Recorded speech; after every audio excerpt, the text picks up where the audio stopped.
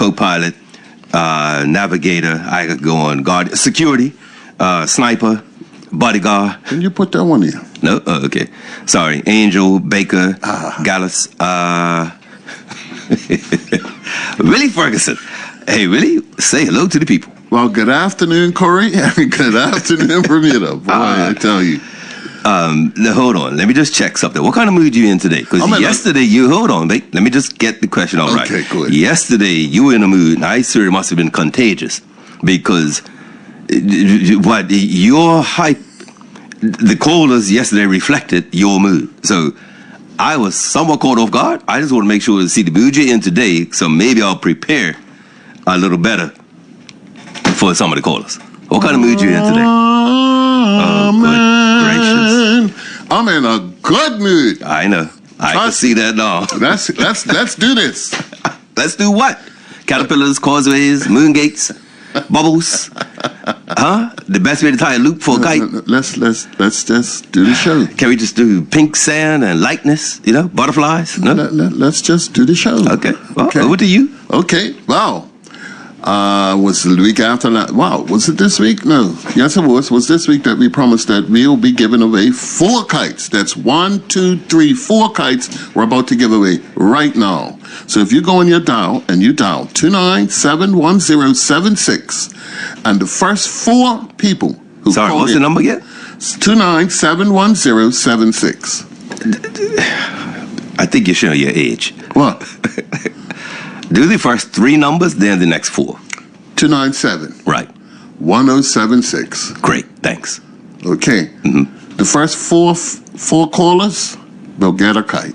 Okay? And by the way, enjoy it. I'm going to be flying mine tomorrow. That's for sure. Now, speaking of that. Yep. Your kite and my kite are authentic. Oh, yeah. And I was told, if you remember, we can't even call them Bermuda kites. No. They are... Yeah, St. David's kites. St. David's kites. Yes. And I will be looking forward to flying my St. David's kite tomorrow. Well, in Southampton. Well, guess what? What? I'm going over Devonshire Wreck. Okay. And I'm going to fly my kite. But when I walk on that field, right, my chest is going to be out with my kite. Trust me. I think it ought to. Now, I would have a friendly little competition with you. Really? Just hold on to see whose kite stays up the latest. That's more like endurance. Given the kite's been made by the same person. Right. Although mine's prettier than yours. Mine took more care than yours. I know he liked mine more than he liked yours. And I know how much it meant for him, for me to have one of his kites versus you. So given I know all of that, although my kite has some advantage, I think that actually having the endurance to keep it up. But we'll do that next year. We won't have any competitions. Corey, you're mistaken. How am I mistaken? My kite, anything that's St. George's colors, let me tell you something. It beams in the sky. So against the blue sky, right? The light blue against the light blue sky beams. Mate, you'd be lucky to see the tail. You're lucky to see the tail. Let me tell you something. That kite is pretty. Plus the yellow for St. David's. You know, red and blue works against a blue sky, an orange sky, a white sky, a cloudy sky. You're going to see, and just so you know, red and blue are colors. Blue is a color. I'm just letting you know. So, colors, my kite. Colors? Color, your kite. Colors? Not taking anything away from the kite maker, because he is extraordinary. He's got it. Well, let's celebrate the maker. Actually, that's what I would like to do. Absolutely right. And we'd like to say thank you once again for the kites. The gesture is well appreciated. You're just not calling his name? We will. We will. Okay. We're going to fly it with pride. Absolutely right. You know, and honor. Thank you, Mr. Arthur Pitcher, for your contribution of our kites. I want to thank you, Mr. Pitcher. Yes. There you go. Absolutely right. And if I'm right, when Mrs. Pitcher was there, I think that's the real Somerset fan. I think there was a Somerset kind of vibe there, you know. Yeah. You think this might be him? Yeah, I think so. Well, you're guessing. Okay. All right. We'll roll the dice here 1 moment. Hi, caller. You're on the air. Okay. Maybe they're not. No problem, Billy. Hello, caller. You're on the air. Well, good afternoon. I would love to have one of those kites. Okay, the number is 297-1076, and someone is waiting on the line right now for your call. 297-1076. Yes. Thank you. You're welcome. Have a good one. Look at that, Willie. Look at that. So, what would you like to... no. You sure? No. No. It's nothing new come up, is it? No. No, but let me say about yesterday. Yesterday... Yes, please do. Help bring some context to yesterday, because I got to tell you, I got home last night, and I, for a moment, was thinking, what happened yesterday? What happened today, I mean? Yesterday was a day we've never had a day completely like that. I don't think so. No, not at all. It just shows the tide of the community. And some people had some serious things on their mind. So if the show offered an avenue to get that out, okay, that's okay. But today, we got to do something a little easier. Oh, easier. You see, why you keep playing with me? Uh-huh. All right. So, I'll tell you what, I won't even show you. Right. Left or right? There are two stacks here, listeners. Left. See? This is... Left. I kind of saw it. Oh, did you? Yes. All right. So, I wasn't... Excuse me. Sure, no problem. No more calls. No more calls. We've got your 4 already. The phone lines are ringing like crazy in the back. My word. My goodness. So, congratulations to Leanne. Congratulations, Kathy Bringman. Congratulations, Thelma Butler. Congratulations, Stephen Burrows. Please do not call the back office anymore. The 4 kites are gone. Absolutely gone. Wow. And thank you so much for listening to the Corey Butterfield Show. Well, Thank you, Nikita. Wow. Look at that. That's efficiency. Mercy me. Should we sign off now? We'll be Work lucky. done? We'll be lucky. Job done? No, but thank you all the callers who took up their charge to call in. And you have yourself a beautiful kite. Have a wonderful Good Friday. Okay? Cool. Well, Willie, listeners, let me just say, I know, it's a democracy. Willie doesn't always operate in a democracy. He can be quite fascist and dictatorship. And I didn't realize he had squeezed me last week until somebody, not Willie, sent me a message that said, hey, you said you were going to be doing this. And I thought, did I? I thought we were doing this. And then I got another message that said, hey, I thought you were doing this. And the this is the Windrush generation of people who went to England. No, really, I was trying to cruise into Good Friday. Like on a Thursday show, we just have a few hot cross bun recipes, a few fish cake recipes. We have an overseas caller. Hi, caller, you on the air. They changed their mind. Okay. So, what I thought I would do is kites. Okay. I did a lot of stuff on kites. Okay. So we do have some interesting stuff here about kites. But when I asked you left or right stack, one was Windrush, one was kites. Okay. And you alluded to the fact that you might not have competed honestly. In that you think you saw. So anyway, we're going to do a little bit of the Windrush thing, and then we will do kites. Okay. The thing is, on Windrush, I had and have so much that I wasn't sure how to start. Right? And so there's been a lot written. So maybe I'll start with maybe a definition, I guess, I'll try to take it from, what would you go for it? Well, can we just do an introduction to it and carry it on for Monday? So how would you like this introduced? What is... Explain it. What was Windrush? What was the scenario behind Windrush? The transportation there, and how, West Indians and Bermudians settled in the UK. Okay. Well, everyone, I'll trying to think which one of this to go. So I think this might be a good place to start. So here's the deal. There was a ship that was a troop passenger or a troop ship. Okay. So it was a ship. It wasn't actually called Windrush in the beginning, and it was a German-built ship that the English had to move troops around during wartime.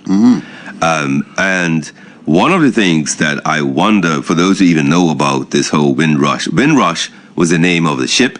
The ship left Jamaica sort of other Caribbean people went to Jamaica to catch the ship, and the ship went from, I think, Jamaica to Trinidad and then up to Bermuda, and from Bermuda to England. And it was taking people to England to live and work. The point out, and I'll rewind a bit, the Windrush wasn't the first and wasn't the last. So there were other ships. Okay. But because it was so popular at the time, and everybody sort of followed that ship, Windrush became the kind of hook of the entirety of that generation of immigration. So, in actual fact, what happened, if I'm trying to figure out what I can just tell you and what I should read, because I know some things, but I'm thinking maybe if I read this, this is a part of the issue. So there's a website, if anyone wants to check it out, but I'm probably a building as well, called the Migration Museum in England, and they wrote about the Windrush Generation. Okay. However, they styled it as the last great exodus from Britain. Exactly. And so this is why I didn't really want to get into this the day before a holiday, not just because I think I have a rough idea of what people's general knowledge is about Windrush, and I think there are some technicalities that I think will come out that will make people see it slightly differently, and I wasn't sure if that was the thing to get into the day before holiday. Okay. But here we are. I'll tell you what, I'm going to read this article. It's called The Last Great Exodus from Britain. I won't necessarily read the whole thing, but I'm just going to give you to just something below. They have a quote here from Winston Churchill. This quote is all over the internet when it comes to this generation, because I think it's the side of it. By the way, I'm sorry, listeners, I have, what's the Bermudian word? Sinuses, right? The allergies, I would say. And, there's a lot of interesting flowers and plants coming from Southampton to Hamilton on a bike. So I'll be there, but I'm sorry, I should probably explain my voice. So I wanted to say that was it. But this is the real issue here. I'm going to read this sort of subtitle under the main title. So the main title is The Last Great Exodus from Britain.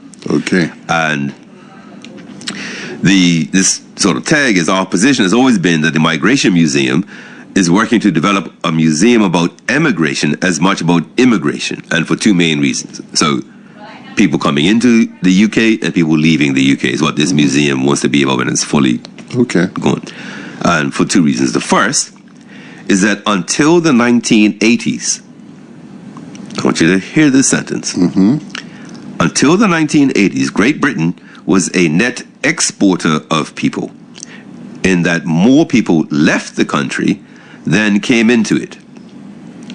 And emigration has been a core part of our history for thousands of years.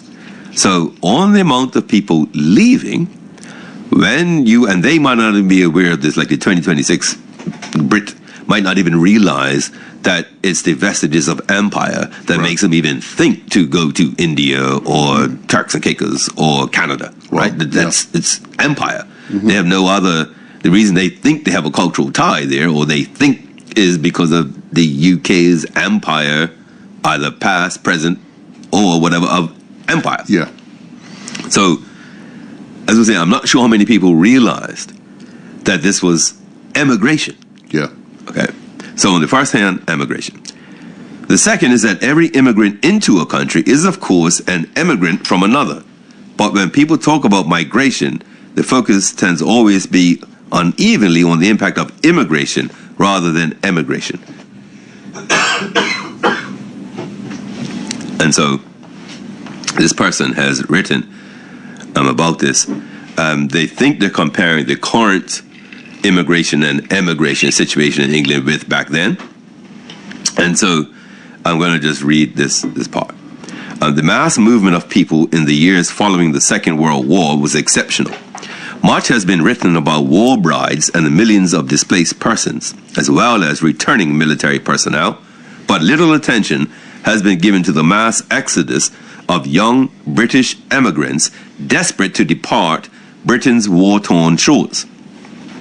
In the years after the war, listen to this one, Billy, more than 2 million people emigrated from the United Kingdom.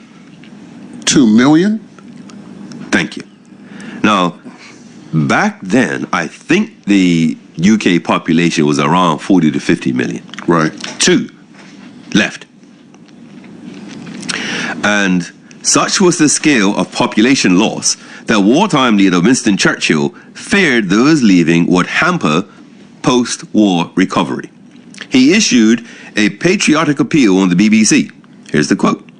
"I say to those that wish to leave our country, stay here and fight it out. If we work together with brains and courage, as we did in days not long ago, we can make our country fit for all our people. Do not desert the old land." That was 1947. Okay? This was a battle Churchill was destined to lose, and his feelings were made palpably clear when he described emigrants, those people leaving, Yes. as rats leaving a sinking ship. 5 years later, in 1952, on a visit to Canada, he had apparently modified his views when he said, "A magnificent future awaits immigrants in Canada." Right? So, Canada was the most popular destination for post-war British emigrants, with over 500,000 emigrating there in the 25 years after the war. Other popular destinations, according to Secretary of State Duncan Sands, were Australia, New Zealand, South Africa, Rhodesia, Nyasaland, and the USA. I'm just going to pause there. I am not sure how many people knew that the part of the reason why they needed the West Indian immigrants was because of how many English left. Yeah. Right? And so in other stuff I've read, they were leaving because of poverty, and England had been fighting wars. Yeah. And they're like, I'm out of here. I want to be safe. Yes. So they're leaving, and the UK needs people. So it turns to the colonists. Yes. Okay. You got me? Yeah. So that article was there just as a, I haven't finished it, right? But I'm just going to give you want to, we'll do properly on Monday. Yes, of but course. so to give an idea of what Windrush is, it is the name given to that generation of people who went to England after, or Great Britain after the World War II in order to help rebuild England. Okay. Okay. However, like I said, they needed them because people left. Yes. 2 million is a lot. Let me just give you this. This article was written in 2022. Okay. After the Second World War, it's called Crossing the World. After the Second World War, Britain saw arrivals of folk from all across the globe, many from Commonwealth countries who were intrigued to discover what the mother country was like. But it was also a time when some British people decided to leave, to emigrate. The situation in Britain was dire. For some families, it seemed that everywhere they looked, all they could see was hardship. Decent housing was difficult and sometimes impossible to achieve. Rationing of basic foodstuffs was still in place, right? Rations because of the war. Yes. Secure employment was often unattainable, and with the war debt hanging over the economy, it seemed the situation would be unlikely to change anytime soon. No surprise then that in the spring of 1948, a Gallup poll indicated that around 42% of people wanted to emigrate. Wow. Can you imagine 42% of your country, population, yes. right? Just shy half? Wow. Your country is mashed up, you know, and people, if they could, would leave. Wow. But nevertheless, there was a big gap between wanting to leave and leaving, money being the greatest barrier. Travel would have been by ship and rail, rarely by air, and arrival in another country would be made more difficult if you had nowhere to live and no job to go to. Despite all the challenges, many people chose to leave, with more than 2 million leaving in the years following the end of the war, leading Winston Churchill to raise a concern that widespread immigration could hamper, and then that's the quote I just read again. Okay. And they went on. Now, there's articles that have been written about the multicultural rise of Great Britain since Windrush. And Winston Churchill had some extremely problematic views about the people who were coming in to rebuild that country. And there were several several statements and articles about Churchill's and his contemporaries' view of the very people who decided they were going to come to help. Yeah.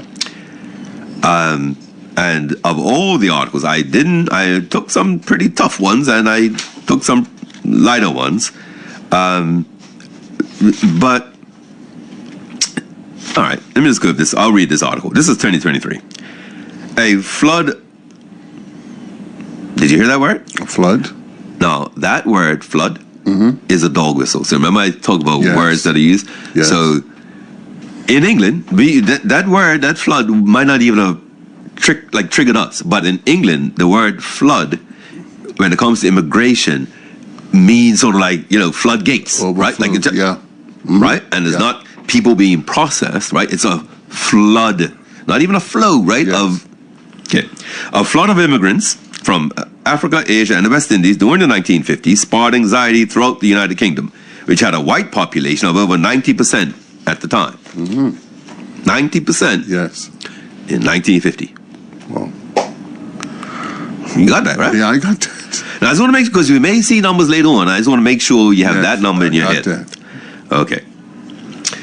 According to TribuneMagazine.co.uk, among those opposing migration from the Caribbean islands was the most famous man in the United Kingdom, Sir Winston Churchill. The Prime Minister who led Britain through World War II was still in office in early 1955. He reportedly told Jamaica's Governor General, Sir Hugh Foote, that a widespread Caribbean presence in their country would create, in quotes, a magpie society. That's M-A-G-P-I-E. You know the bird? Yes. You know what color the birds are? Yes. Okay, just checking. And, quotes, that would never do. Despite initial scorn, the integrated society that Churchill and others feared has materialized due to the emergence of the Windrush Generation, West Indians who moved to the UK between June 1948 and 1971. Mate, listen to just hear me out what I'm about these statistics, right? And I'm trying to think how to word this. Okay. It's what I'm about to read. I know, not how you think, but I see you, so I know your demographic. Yes. And I know who they're talking about in this quote I'm about to give, right? Okay. So we, and maybe if I was to guess, most of our listeners are going to hear this a certain way. Okay. Other folks are going to hear it and be like, you see, I warned you. I told you. It's happening. It's, right? So, you remember how we give facts, right? Yes. Well, mate, here comes some facts for some of those folks. Let's just say, this is going to drive them. Anyway, despite initial scorn, the integrated society that Churchill and other traditionalists feared has materialized due to the emergence of the Windrush Generation, West Indians who moved to the UK between June 1948 and 1971. In 2020, the Office for National Statistics revealed that 1 in 10 people in Britain are married to or living with someone from outside their own ethnic group. Those figures have earned the UK its unofficial title of melting pot of the world. Okay. Sine Jama, a black man born in Harlesden, West London, to Jamaican parents, is married to a woman of East Indian heritage. He told the Jamaica Observer that interracial unions are commonplace in the UK, especially in major centres like London, the capital, as well as in Manchester, Yorkshire, Liverpool, Bristol, and Cardiff, the capital of Wales. In quotes, I didn't see it at first because I grew up in a black neighborhood. All my neighbors in Harlesden were black, and that kind of thing was scorned, even by black families, he said. Jama believes those attitudes changed as young adults started going to college or entered the workforce, where many of them experienced diversity for the first time. In terms of West Indians, mainly Jamaicans, white Britons were drawn to their culture. Our culture is in quotes again, Jama, our culture is a dominant culture here. They started coming to our events, like our carnivals. That's where you saw a lot of mixed-race couples, Jama noted. Many black West Indian men married white women while living and studying in the UK during the 1950s and 60s. Similar unions between white British men and black women from the islands were less prevalent. I hear it. Interracial partnerships have produced this paragraph I actually don't like this, but I'm going to read it. Interracial partnerships have produced a number of famous Britons, including singer Shirley Bassey, Nigerian father, English mother, Ryan Giggs, Liberian father, Welsh mother, racing driver Lewis Hamilton, Grenadian father, English mother, singer Craig David, Grenadian father, English mother, and rapper Goldie, Jamaican father, Scottish mother. You know, I'm sorry, not one of those was the father, the English one. Whatever. Jimmer, a recording artist known as Scratchulous, recalls members of his family being strongly opposed to marriage between people of different races. Members of his wife's family, who are from India, were also skeptical. So, I just give that background to the impact, at least on England, and how they took it. Really, I want to tell you something else, why the research is still ongoing. Yes. I read an article that said that 8 families from Bermuda traveled. I have the names of those 8 families here. Okay. Since then, I read something that said 137 left Bermuda and went there. Right. And I've yet to find that accurate record of 137. But here are the names of, I think these are just the B's. Okay. Because I saw this. There were Bartram, Brown, Bandel, Bartlett, Beeston, Bramble, Black, and Belvin. So what it has is the name, their age, and then the proposed address they'll be living at in England, and their occupation. So, for instance, there's Clifford Brown, who's 43, and a Nellie Brown, who's 39. He was a plumber, she was a hairdresser, and they had an address of 25 Reform Road, Luton, Chatham, Kent. My guess is they were married, rather than brother and sister, but it could have been. Then you have Elizabeth Bandel, who was 32, and she had I'm assuming a son, Roger, who was 4, and a son, David, who was 7. And she was a hairdresser, was going to Plymouth. Okay. So we have those 8 names here. Belvin was going to Berkshire, or Berkshire, depending on how English you feel. Elizabeth Black was going to Ireland. She was a hairdresser. Stephen Bramble was a locksmith, and he was going to Devon.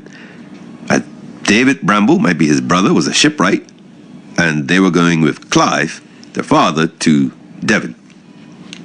Athol, who's 26, Alan, who's 3, and Colin Beeston, who was 9 months, were all going to Kentish Town, London, and she was a hairdresser. But like I said, I found it's supposed to be 137. Okay. But at the moment, those are the 8 who went and the dependents who went with them. Okay. I have a question. Sure. Did they have to sign up for professions, or how were they placed, like different areas to work or live? How were they placed? Do you know any of that? I do. Okay. I'm looking for that one because that's throwing me a bit out of the order that I was gonna go in there, really. Part of the I can tell you part of the challenge. I'm just trying to find a particular one because you do these things to me. Oh, sorry. But honestly, the thing I can tell you is the challenge. Part of the challenge and what created, so there was, I don't know if we get to that yet, but the Windrush scandal that recently arose in, I think, 2018, 2017. I'm going to talk about that in a moment, but it was the lack of, that's why I'm kind of stalling now to read you the thing, because it's the problem of arrival that caused this problem in 2018. Okay. So, here it is. Nope. Look, mate. I'll just tell you, and then we'll do it properly on Monday, I guess. But everyone went. Okay. I have the newspaper clippings from their arrival. In terms of what Bermuda knew, what Reuters reported, and what others reported. Anyway, it's here, right? Okay. But we're going to do it on Monday. Yeah. So here's the challenge. I'll just get right, because I'm trying to look for stuff. It's can't be Okay. good radio, Sure. right? All right. So I'll just say it this way. The flip side, and to be for real, one of the things that I learned watching Donald Trump's first term, and I studied and analyzed that term for the exercise of power, right? Okay. Not anything else, not democracy or fairness or whatever, or morality, just the use of power. Okay. And what I learned about people who have immense power, okay, is there's a word that doesn't exist with them, and that word is hypocrite. I don't believe that very, very powerful people, or people who hold powerful positions, if you want to do however you want to look at it, I don't believe that they use that word because the decisions that they make in their mind, and I guess to their team, is always the right decision to make. And so if you make a decision at 2:40 on a Wednesday, and you're going to make the exact opposite decision at 3:40 on a Wednesday, Right. that's not a problem, Yes. because you're making the best decision at that moment. Yeah. And so if the decision means you go this way, you go this way. If it means you go that way, you go that way. Like Yeah. right? So the challenge, and I don't know why I can't find this is incredible. It's okay. Monday's coming. So here's the deal. And the reason why I raised the hypocritical part is England or Great Britain, whatever, was suffering. Yeah. Okay? They, so much so that Churchill, right, the great leader, who if you will, strategized them through the war, Right. who even today, right, Winston Churchill, you know, Yes. couldn't convince them to stay. Could not convince them to now fix the country that we've just saved from Hitler. Yes. Like, hello, Yep. we need you. Get stuck in. Yes. And they were like, you seeing our country? Out of here. Yeah. And they went to white dominions.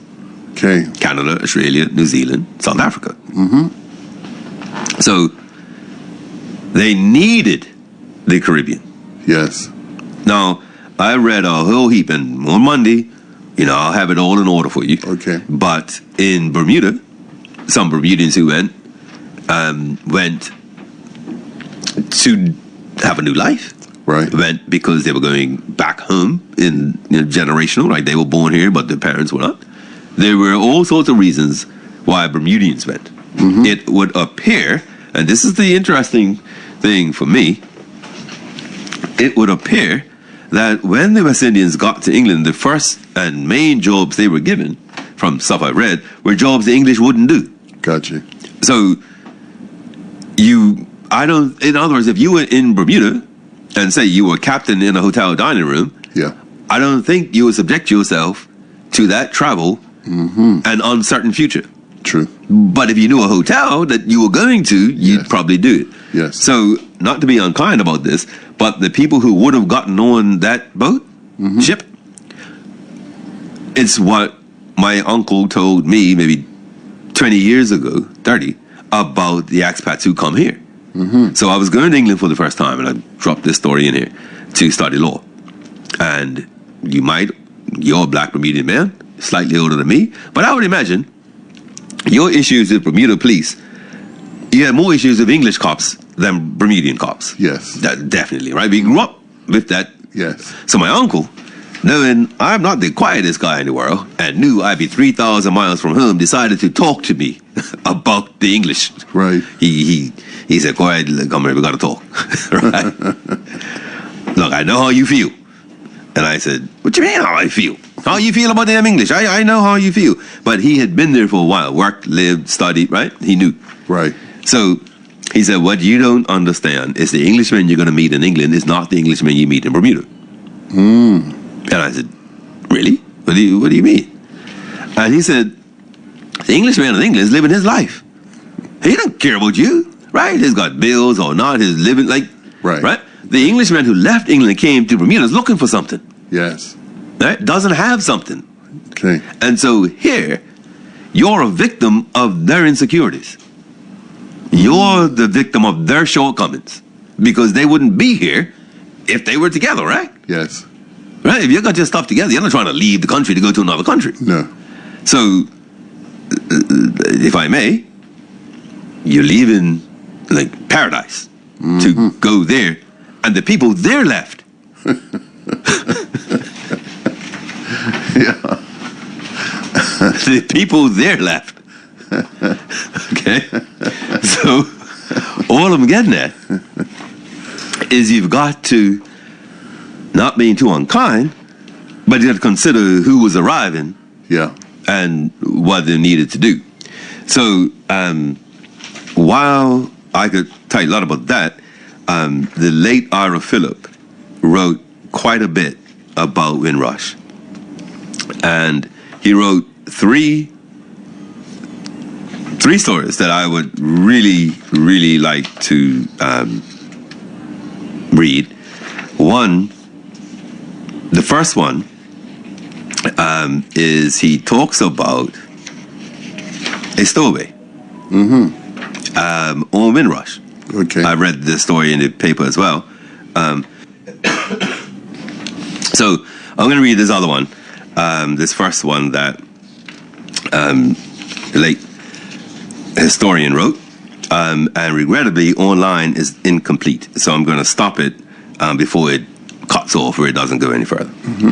The headline, the title is A Story of Ambition, Courage, and Hope. It's from July 2008. A major celebration has been going on in Britain since last week, marking the 60th anniversary of the arrival in London in June of 1948 of the HMT Empire Windrush. She was a ship famous for bringing the first wave of West Indian immigrants that gave birth to the modern multicultural Britain. You see what I'm saying? It is right there, right? It is Multicultural, yeah. Right? And so when I'm getting at I'm sorry, I breathed this, but by doing that, it gives the moment, right? So when I was said the 90% Right. of the British population being white at that time, I really wanted to show you that because of the way they keep talking about the West Indians being the first multicultural push. Yes. Yeah. Okay. What is of historical significance about their famous trip was that Bermuda was the last stop for the Windrush before London. She carried 500 immigrants who had been recruited in the West Indies to help rebuild post-war Britain. They were all black men, except one child and fewer than a dozen women. Amongst them were 8 Bermudians. They were stowaways. One has confessed to this writer that it was only by the grace of God that he is alive today to tell his story. He is a respectable, low-profile Christian gentleman, a married man who operates the business he owns. For the purposes of this story, we will refer to him only as Roger. Okay. Eminent black British author Mike Phillips, in his book, contended that if it hadn't been for the Second World War, the Windrush and her passengers might not have made the voyage at all. During the war, thousands of Caribbean men and women had been recruited for service in the armed forces. Many joined up for another spell in the services after the war, but the majority returned to the Caribbean only to be disillusioned over the high rate of unemployment in the West Indies. Windrush originally was a German troop ship. In 1945, she was captured by British forces at Kiel, became a war prize, and was renamed Troopship Empire Windrush. British authorities had sent the ship to Jamaica to pick up servicemen who were on leave from the units. Their numbers were swelled by many of their former comrades who decided to make the journey, hoping to join the RAF. There were also some more adventurous young men who just wanted to see what the mother country was like. From Jamaica, the ship went to Tampa, Florida for 3 or 4 days. It bypassed Cuba and put into Bermuda for a scheduled stop. The pending arrival of the Windrush was highly publicized in the Royal Gazette because among her passengers were 2 English girls who were engaged to be married to soldiers stationed at a British garrison in Prospect. The double wedding at the garrison church took place within 4 hours of the Windrush dropping anchor in Grassy Bay off the dockyard on June 8th. The wedding was covered with great detail by the morning paper. I read that, So when I was doing the research that you made me do, I read what he just talked about. That because they were saying the two people who were looking for the Windrush more than anybody else were these two fiancés, and they're due to get married as soon as the thing. All of it. It most definitely was all covered in there. And so he goes on. As I reported in an earlier account on our Windrush stowaways, I had that article. Bermuda's black community, through initiatives taken by Dr. E.F. Gordon, later Mazumbo, and black people rolled out the welcome mat for the West Indian visitors. Amongst the latter were a number of calypso singers. Dr. Gordon laid on a concert at the Old Colonial Opera House, and a big dance was held at the Unity Tennis Courts in Happy Valley, where lots of fraternization took place. It should be remembered that visit occurred a whole decade before the theater boycott that led to the desegregation of hotels, restaurants, and other public places in Bermuda. Initially, the troopship's visit was supposed to have been a short stopover, but engine trouble forced her to remain in Bermuda's waters for 3 or 4 days. So yes, that's one of the story of the stowaways. Before that, I do have that one as well. Would you like me to read that one or something? Yes, please. You know what? You say something. I gotta prepare for this one. Well, you know something? The reason why I was so interested in Windrush, and already that's like third down the line now, because I'm listening to stuff I've never heard before. Number one, I did hear the story about 137 Bermudians. I did hear that. And that's what, the amount of people that were actually from Bermuda that got on the ship Windrush. I was just blown away. I would have never thought, especially as it came up in, 2017? Yep. With the scandal involved with that. I thought, wow, Bermuda actually took part in this. You know, we had some of our own people that were on that ship and who emigrated to England. So that was my whole reason for getting into it. Now, already you're telling me about Churchill and what he said, and most of all, what he thought. Oh, I haven't told you what he said about colored people and their country. I just tipped it to, mate, that's not even close. You mean it? Oh, far worse. Far worse. So, the late R. Phillip reflected on his article from 3 years earlier than the one I just read, which was our Windrush stowaways. So I'll go on. Right. You going to say something? No, I'm fine. Okay. Okay, our Windrush stowaways. This is the late R. Phillip. The start, and this is written in end of January 2005, right? So this is 20 years ago. The start of another Black History Month is just a few days away. We have observed in the past that locally too narrow a perspective has been taken on the subject, with a concentration on the American scene. That was good so far as the event, notwithstanding the international impact of the contributions of George Washington Carver, Booker T. Washington, Harriet Tubman, W.E. Du Bois, Martin Luther King Jr., Langston Hughes, Marcus Garvey, and of course Carter G. Woodson. Woodson is known as the father of African American history.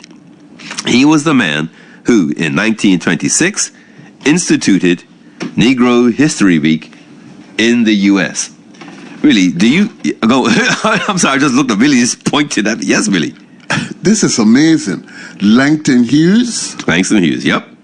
Really? Man, this is something. Well, he's a poet. Yeah, it is. A well-renowned poet. Indeed. And to think, man, this is something. What do you mean? If you, what?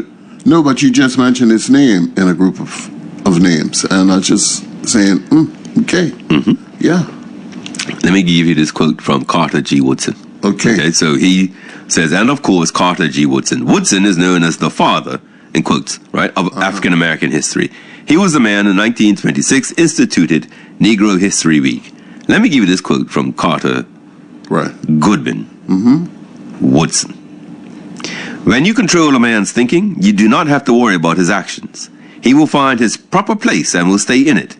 You do not need to send him to the back door. He will go without being told. In fact, if there is not a back door, he will protest until one is made for his use. His education demands it. Control the thinking, control the action. Yes. What's been happening here for stowaways, Windrush. Woodson is on my phone, and that's just one of the control a man's thinking. You don't have to worry about his actions. Exactly. Mm-hmm. That's why the psychology of everything from supermarkets to prisons. Yes. Right? You know, every supermarket you go in and the vegetables are first. Yes. You know what that's about? What's that about? And you know why you just want eggs, you just want bread, you just want milk? Mm-hmm. Where's that? The back of the store, right? Yes. So you have to pass everything to get there. And so the fruits and vegetables are first because you're likely to reward yourself later. So if you've gotten all your healthy stuff, you're going to buy the ice cream and you're on the last aisle. You're going to pick up the bag of chips, the cookies on the 6th aisle. Well, that's why they start.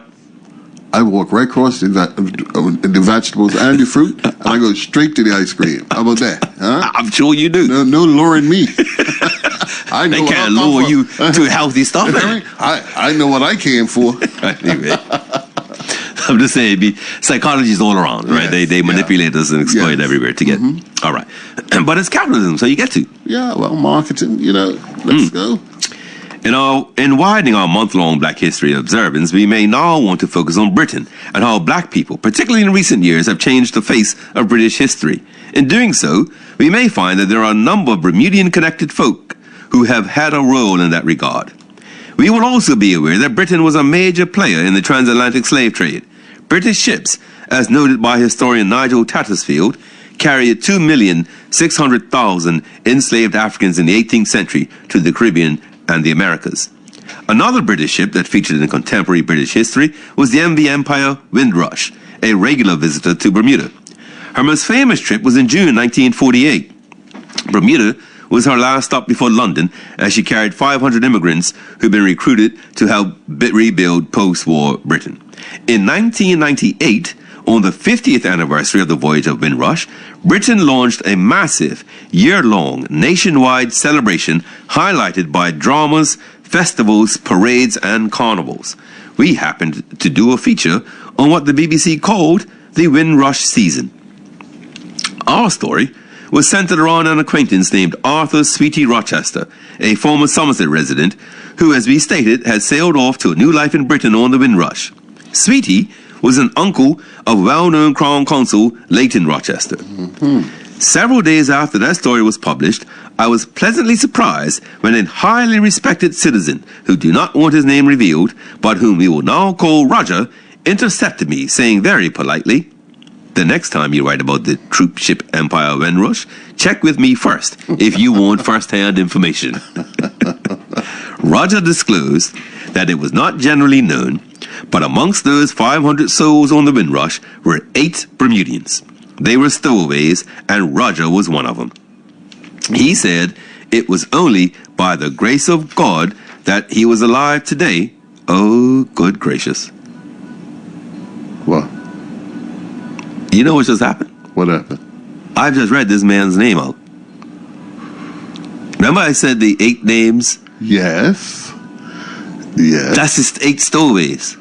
Wow. I've just looked, and there is a guy, Roger, here, whose name I read out. Okay. I'm not going to read that again. Okay. I'm sorry, Roger, if you're alive and still with us.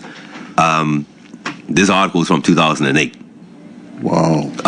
Roger, my apologies. If hopefully nobody heard me. Ooh. Right. Yeah. That was the most I could extract then from Roger, but his disclosure sent me diving into the local archives, searching the internet, and following up with friends who confirm how significantly Bermuda featured in the Windrush reminiscences. Author Mike Phillips is a British author. Okay. Contends in his book that if it hadn't been for the Second World War, the Windrush and her passengers might not have made the voyage at all. During the war, thousands of Caribbean men and women had been recruited to serve in the armed. We read that in the other article. The troop ship. We read that too. Come on, Philip. The wedding, laid on a concert. Okay, here we go. The night after, but engine trouble forced her to remain in Bermuda waters for 3 or 4 days. And for the convenience of her 1,000 passengers and crew, she steamed into Hamilton, berthing at number 7 shed. That also made it most convenient for our friend Roger and his cohorts. The night after the dance at Happy Valley, Roger and company brazenly walked aboard the Windrush as if they were bona fide passengers. He said there were so many black faces around that the authorities could not tell one from the other. But one of the stowaways was caught before the ship got out of the channel, and he was put aboard the pilot boat and returned to shore. I actually have that have that on a separate, not even from this. Right. Just doing my own research, I came across that article. It's kind of funny about the guy, because when he gets caught, the story he gives as to why he was there and what he was doing. He tried. And most people say he tried, but wasn't there. Okay. So yeah, he was caught, right? Played by return to shore. Another of the lucky eight was Sweetie Rochester, a dance band drummer and a great gumbe dancer who hailed from Somerset. Sweetie's brother was a well-known news photographer, Clarence Rochester of Middletown, Pembroke, who has since passed away. He said Sweetie went missing that June night, and for weeks no one knew where he was until a letter arrived from London giving the family the story. These fellas, man, when the Windrush docked at Tilbury in a blaze of publicity, Rochester revealed himself as a stowaway. He was locked up overnight. The next day he was given cash by authorities and placed in a job at a train depot. Look at that. He became an integral part of British society, made his first trip home 5 years later, and then regularly afterwards. Sweetie died in London in 1999, a bachelor, aged 82. Okay.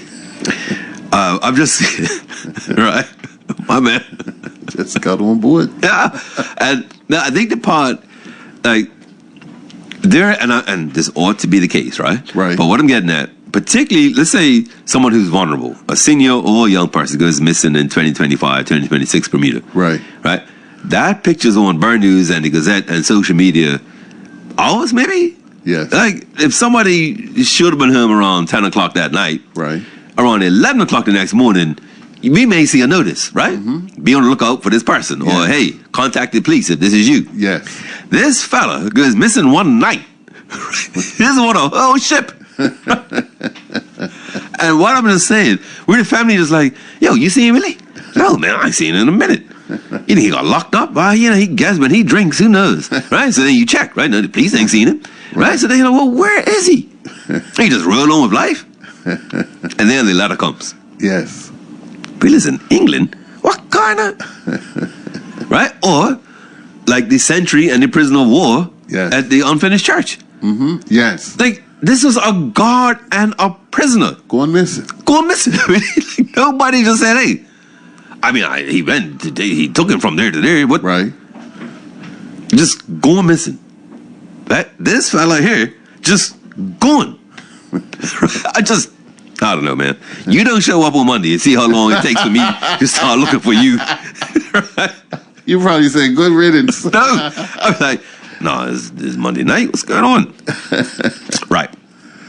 Roger and a companion, whose name he would not reveal, decided to do something more dramatic than give up, as Rochester had done. Under the cover of darkness, a couple of hours before the Windrush tied up at dock, they jumped overboard intending to swim ashore. They never made it, as the tide was taking them out to sea. Luckily, a police boat spotted them and brought them ashore. They too were locked up. No charges were laid against them, as they had papers showing they were Bermudian and British subjects. They were given money and jobs. They spent the next 6 years in Britain, having to use their wits trying to survive in a hostile environment. How they managed is something Roger says he will reveal only in his memoirs.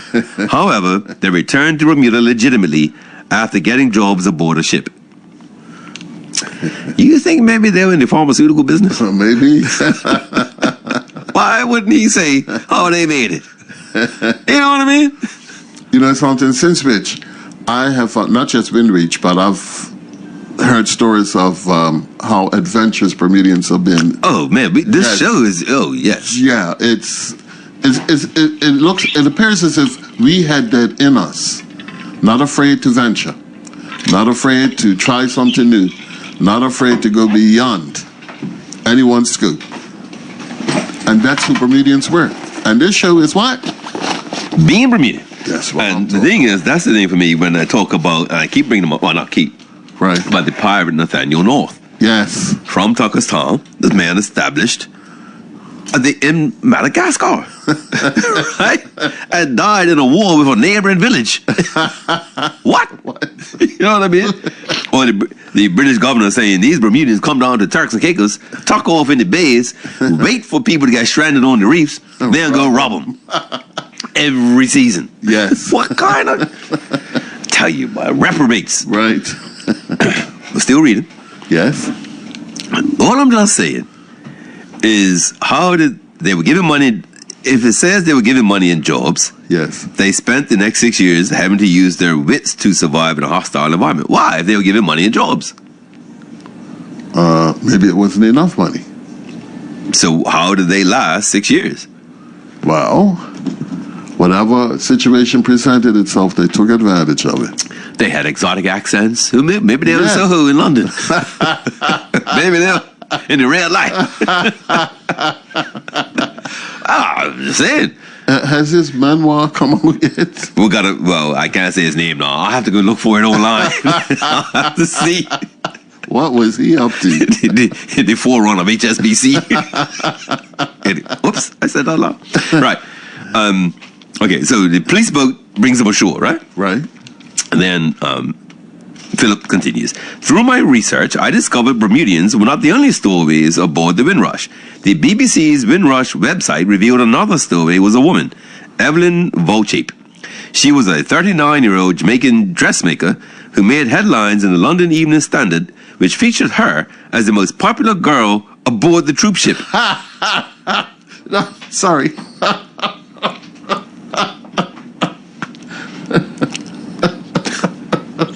The paper paid her handsomely for her story. Another Jamaican, Lucille Harris, reminiscing about the Windrush voyage, considered the Bermuda interlude a highlight. The people there, she said, were very, very nice. They received us, had a party, and took us places. She recalled that June 22nd, 1948 was a lovely day when the Windrush docked after a journey that took a long time. 22 days to be exact. It took that long because of engine trouble. There were lots of men aboard that big ship, a lot of soldiers. What I can remember now is there was a woman that stowed away. When they found her, she got VIP treatment. I spoke to her. She went to Birmingham, Mrs. Harris told the BBC. Okay. Hundreds of West Indians followed the Windrush trailblazers over the years, bringing with them their music, drama, Caribbean food, culture, arts and craft, creating what one scholar has called a Black Britannia. During Windrush season, BBC Two carried a 50-minute documentary produced by Maxine Watson titled Love in Black and White, showing how relationships have changed over the 50 years. Despite resistance from within both communities, there had been a dramatic rise in the number of mixed-race couples. Early on, it was far more likely that the couple would be black male and white female. But research showed the opposite to be on the increase. The film's producer said the object of the program was not simply to focus on racism and the trouble faced by those who entered into mixed marriages, but rather the effect it has had on British culture and how immigration from the Caribbean has impacted on British life in this highly intimate way, and how children of mixed-race couples view their identity in modern Britain. The BBC is a tremendous resource that can be accessed by students of Black history in Britain. Recently, it highlighted a campaign initiated by Patrick Vernon, the founder of the Black Heritage website titled Every Generation, seeking to name the 10 greatest Black Britons. More than 100,000 people voted in that poll and named Mary Sokola, a Jamaican-born nurse who helped dying soldiers in the Crimean War, as the greatest Black Briton. Mary traveled to Crimea on her own after the British government rejected her offer of help. Her offices reportedly outrivaled those of Nurse Florence Nightingale, who became famous through the Crimean War. Tied for second place in the poll was the first black bishop of the Church of England, Wilfred Wood. Third amongst the greatest was the Bermudian-born writer Mary Prince. Other figures in the top 100 include athlete Daley Thompson, comedian Lenny Henry, and novelist Zadie Smith. Significantly, another person named in the poll, but who was not among the top 100, was Moira Stewart. Oh, hey, Moira Stewart. The first black woman television news presenter in Britain, who went to school in Bermuda. She is the granddaughter of Dr. E.F. Gordon, alias Mazumbo, and daughter of Miss British Black History. The man referred to above as Roger has promised me that he is on the verge of revealing his true identity before the end of the upcoming Black History Month. Watch this space. I'll have to Google his name to see if he revealed his name. But you understand now what Windrush? I'm not understanding. You knew it, but do you think that gives a bit of a? Yeah, it gives us a background to Windrush. Okay. Sure. There's Monday. We'll get ready. Yeah. There is something else I wanted to read. I think you might find interesting, but I will tell you who wrote it after I read it. Yeah. Okay. This was written in 2018. It's fairly long. Well, it's not fairly long. It's shorter than what is read, but I just think I want to read this to you. Sure. The headline, and this is in the Royal Gazette. There's a local article. Windrush issue refocuses a light on our feelings. Over the past few weeks, you may have heard about the Windrush scandal coming out of Britain, which has claimed the scalp of Amber Rudd as Home Secretary. She has been replaced by Sajid Javid, who becomes the first ethnic minority in that position in British history. What is it about, and why should we in Bermuda care? Let's start with the Windrush name. Windrush is a reference to the ship HMT Empire Windrush, which arrived at Tilbury docks, Essex on June 22, 1948, bringing workers from Jamaica, Trinidad and Tobago and other islands as a response to post-war labour shortages in Britain. The BBC reported, in quotes, "It is unclear how many people belong to the Windrush generation, since many of those who arrived as children travelled on parents' passports and never applied for travel documents, but they are thought to be in their households. It is estimated that there are 500,000 people resident in Britain who were born in a Commonwealth country and arrived in the United Kingdom before 1973, including the Windrush arrivals. In 1973, the law changed in Britain, which essentially allowed all Commonwealth citizens already living there to remain indefinitely. Sadly, the Home Office did not keep a record of those granted leave to remain or issue any paperwork confirming it, meaning it is difficult for Windrush arrivals to prove they are in Britain legally. Most believed they were British citizens. To make matters worse, in 2010, landing cards belonging to Windrush migrants were destroyed by the Home Office when Prime Minister Theresa May was Home Secretary. As such, there are potentially thousands and thousands of people who can't prove they are actually allowed to stay in Britain. This has caused allegations of racism against the British government. Immigration law there is fraught with difficulty in respect of why certain laws and policies were put in place. And the Windrush immigrants are the legacy of racially biased immigration policies. The May administration, Theresa May, is now scrambling to fix the problem. But it is somewhat shackled by a system that is designed to inhibit rather than assist. Why is this important to Bermuda? What are the lessons we can draw from the Windrush travesty? And what are the modern-day comparisons for Bermuda? Bermuda has had its fair share of racially inspired immigration laws and regulations. But today, in a modern and democratic society, it should have no place.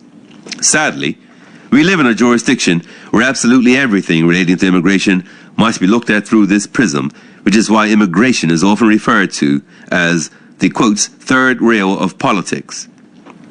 The way in which the Windrush immigrants and their descendants have been treated is clearly reprehensible but unsurprising. In Bermuda, we have similar issues with respect to children of economic migrants. I'm talking specifically about children of expats who were born in Bermuda or who came at a very young age and have not known any other country as home. I am talking about children who have spent their entire lives in Bermuda. If nothing else, this matter must be addressed. I am somewhat hopeful, especially when I read comments from Christopher Famous, the backbench government MP who commented on the Windrush generation, in quotes. It was their act of solidarity in standing up against the immoral and shameful treatment of the children of the Windrush generation that forced British Prime Minister Theresa May and her cabinet to make an about-turn on a policy that led to thousands of people being stripped of rightful benefits such as health care and or deported to the Caribbean. Famous also said on the ZBM Evening News last week that it would be unfair to send the descendants of the Windrush generation back to their parents' homeland which they do not know. He even said that the moral thing for Britain to do would be to provide full citizenship to those people. The Supporting Fair Immigration Reform Group has rightly said, in quotes, if we sympathize for those people, Why can't we sympathize for those people who are in the same situation here in Bermuda? Frankly, the parallels are obvious. Well, famous sits on the bipartisan Parliamentary Committee on Immigration, which we now have been told has been meeting regularly to examine a number of immigration-related issues. This, after a major report was already completed and published by the Immigration Working Group appointed in 2016, which made very sensible proposals in dealing with children of guest workers that I have mentioned. That working group essentially recommended giving such children status. And yet, despite all this, we are told there will still be more talking, more reports, and more meetings.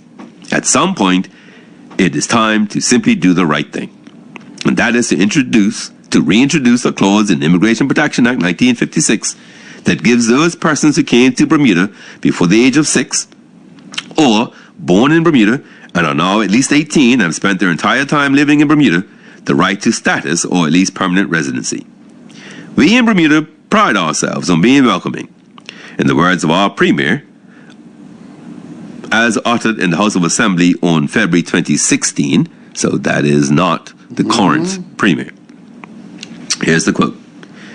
Let us work together to fix the problems for those who now know other home but Bermuda, but who have no legalized right of permanent abode to what is essentially their home. Let us work together to ensure that we can attract persons to our shores who are willing to invest and bring jobs to Bermuda. Let us work together to ensure that those who have contributed to the betterment of Bermuda can continue to stay in Bermuda and help make our island a better place. It is high time to get on with it. This article puts up a mirror to the Windrush situation. Okay? Now, I find a lot of inconsistencies there, right? I don't agree with that. Right. Let me just let you know, I disagree. Okay, with that column. For reasons that I think, anyway, there's size, scale, there's any number of things that I would, right? But also the state invited the Caribbean there. In Bermuda, it's private sector employers. Yes. Okay, so it's a false equivalency, but I get what the writer is trying to do. Right. In essence, they are making a very, very good moral statement that the people who seem to be against giving non-Bermudians the right to stay here, even though they were here and been here now long enough, don't know anywhere else. The Windrush Generation arrived in 48. This is now 2018. So, 60 years later, what are you doing? Right?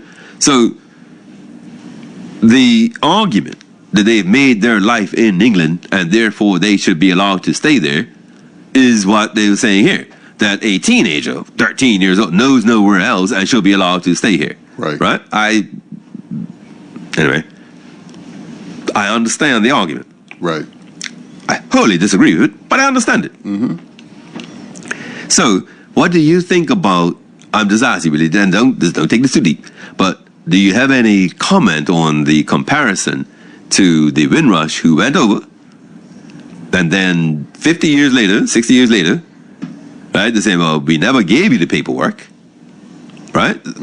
So you can't prove what we said in 1948, but like I said, there is no hypocrisy when you're powerful, right? We needed you, but we came and helped you. And what? Seriously, you needed us. Young people were leaving, right? And what?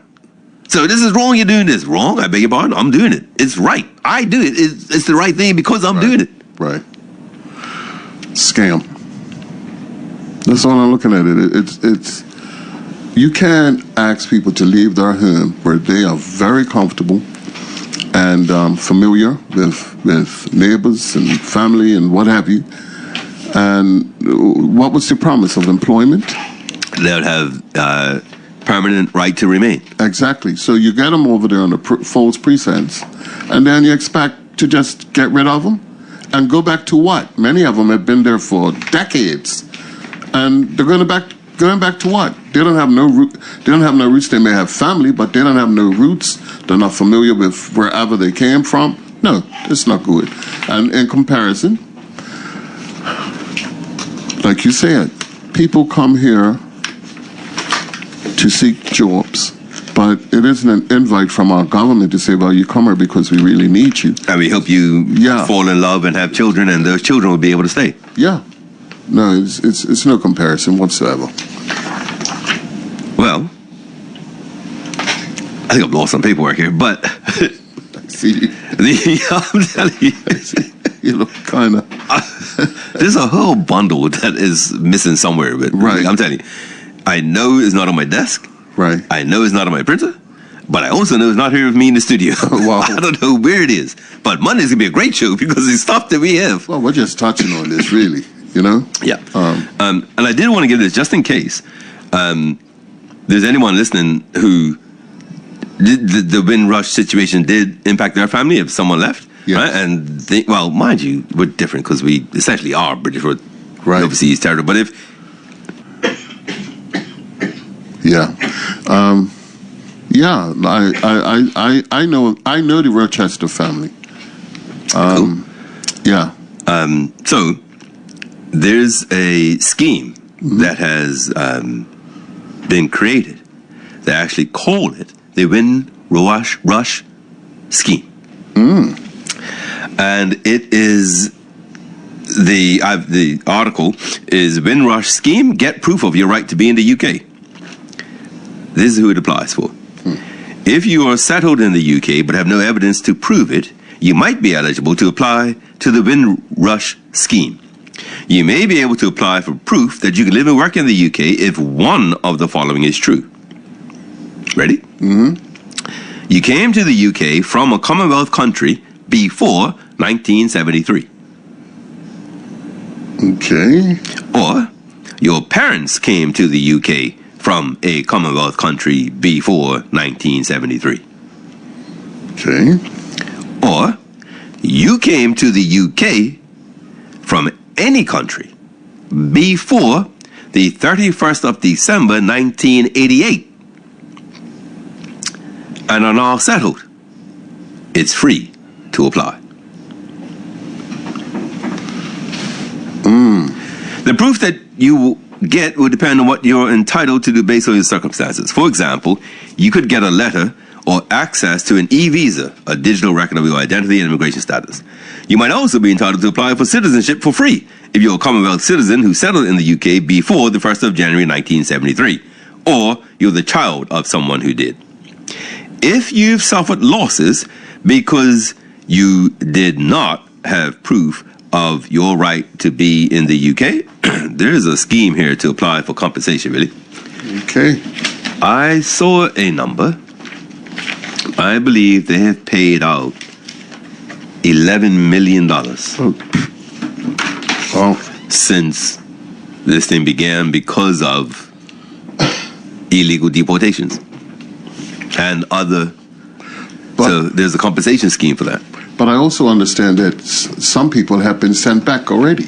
Oh, absolutely. And I think that's where the compensation kicks in, because those people were illegally sent away. So were they allowed to come back? I'm afraid I don't know that part. Okay. Not quite there yet. Wow. Yeah. Man. It's getting... I think you need a break. Yeah, the breathing is getting a little challenging. I'll tell you what, really, maybe I can try to do that. But you know, these things never work out for me. It's going to work. Okay. It's going to work. All right, well then, let's see what we can do. And, okay. I'll tell you what, let's take a quick break then, and we'll be right back and maybe change subjects. Yeah.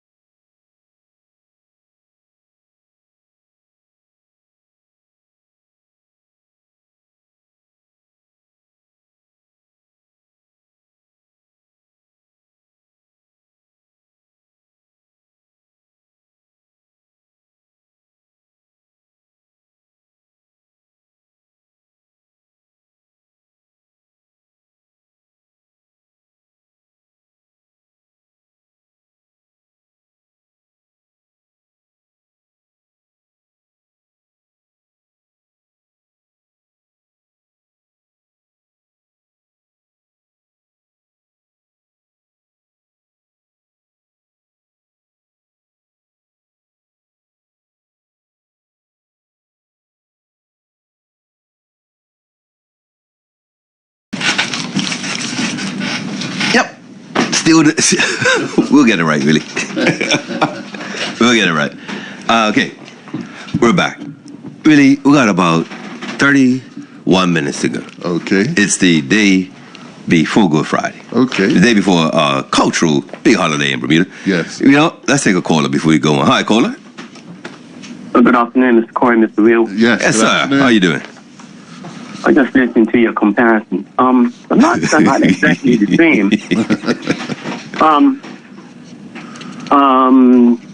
When you talk about the Commonwealth countries, and then if you talk about the let's move it forward, the European Union countries, and England left that because so many people coming into the country, they wanted to put a stop to that. Right. But those people, like you said, were invited.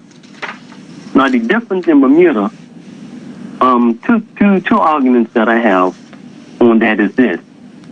Let's take the Portuguese. The Portuguese were the ones that started slavery in 1441.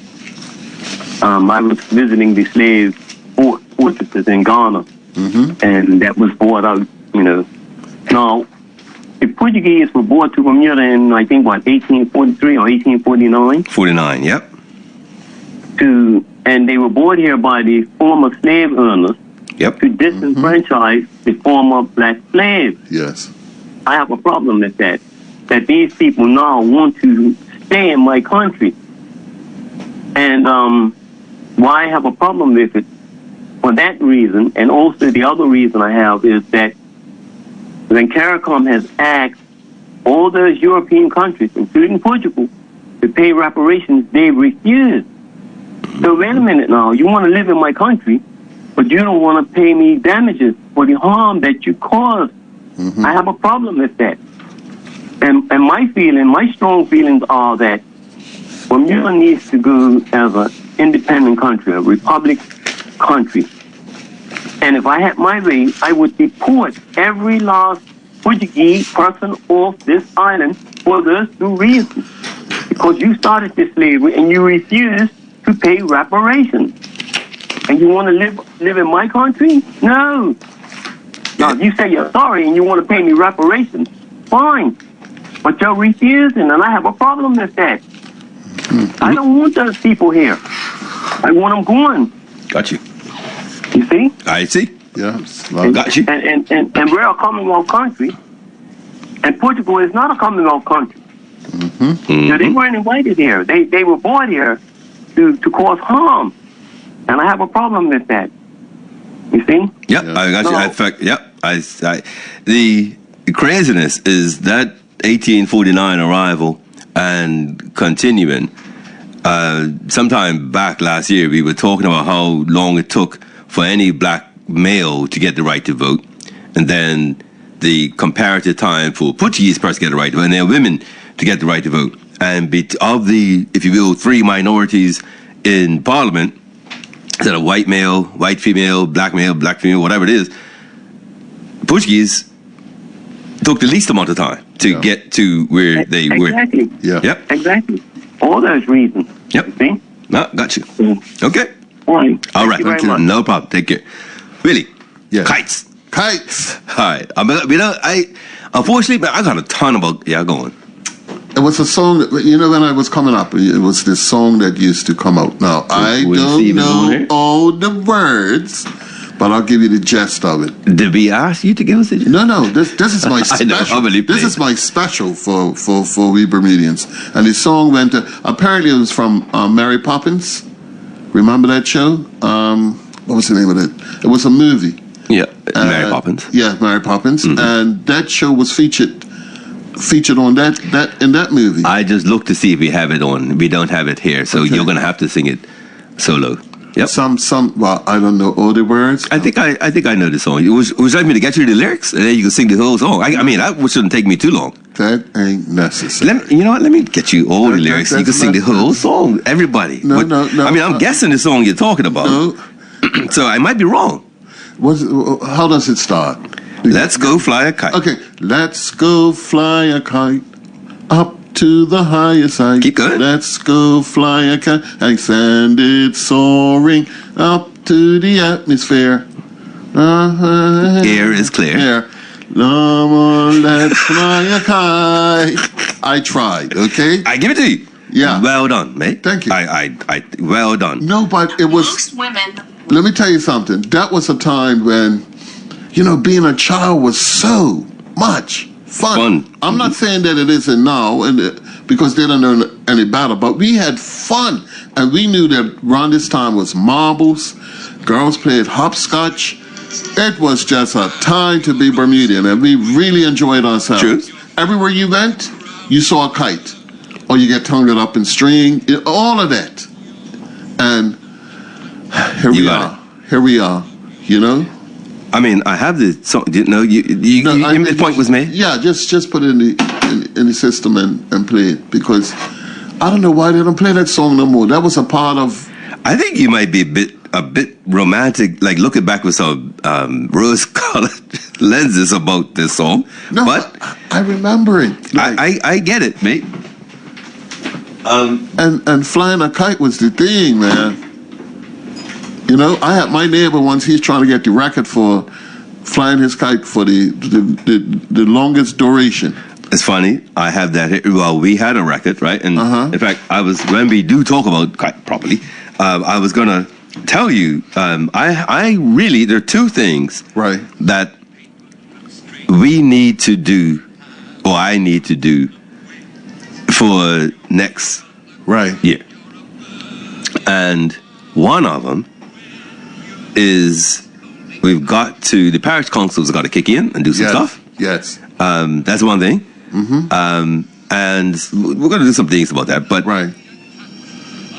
okay, hold on. I think I got you. I think you might be ready here. Okay. With your feet on the ground, you're a bird in flight. With your fist holding tight.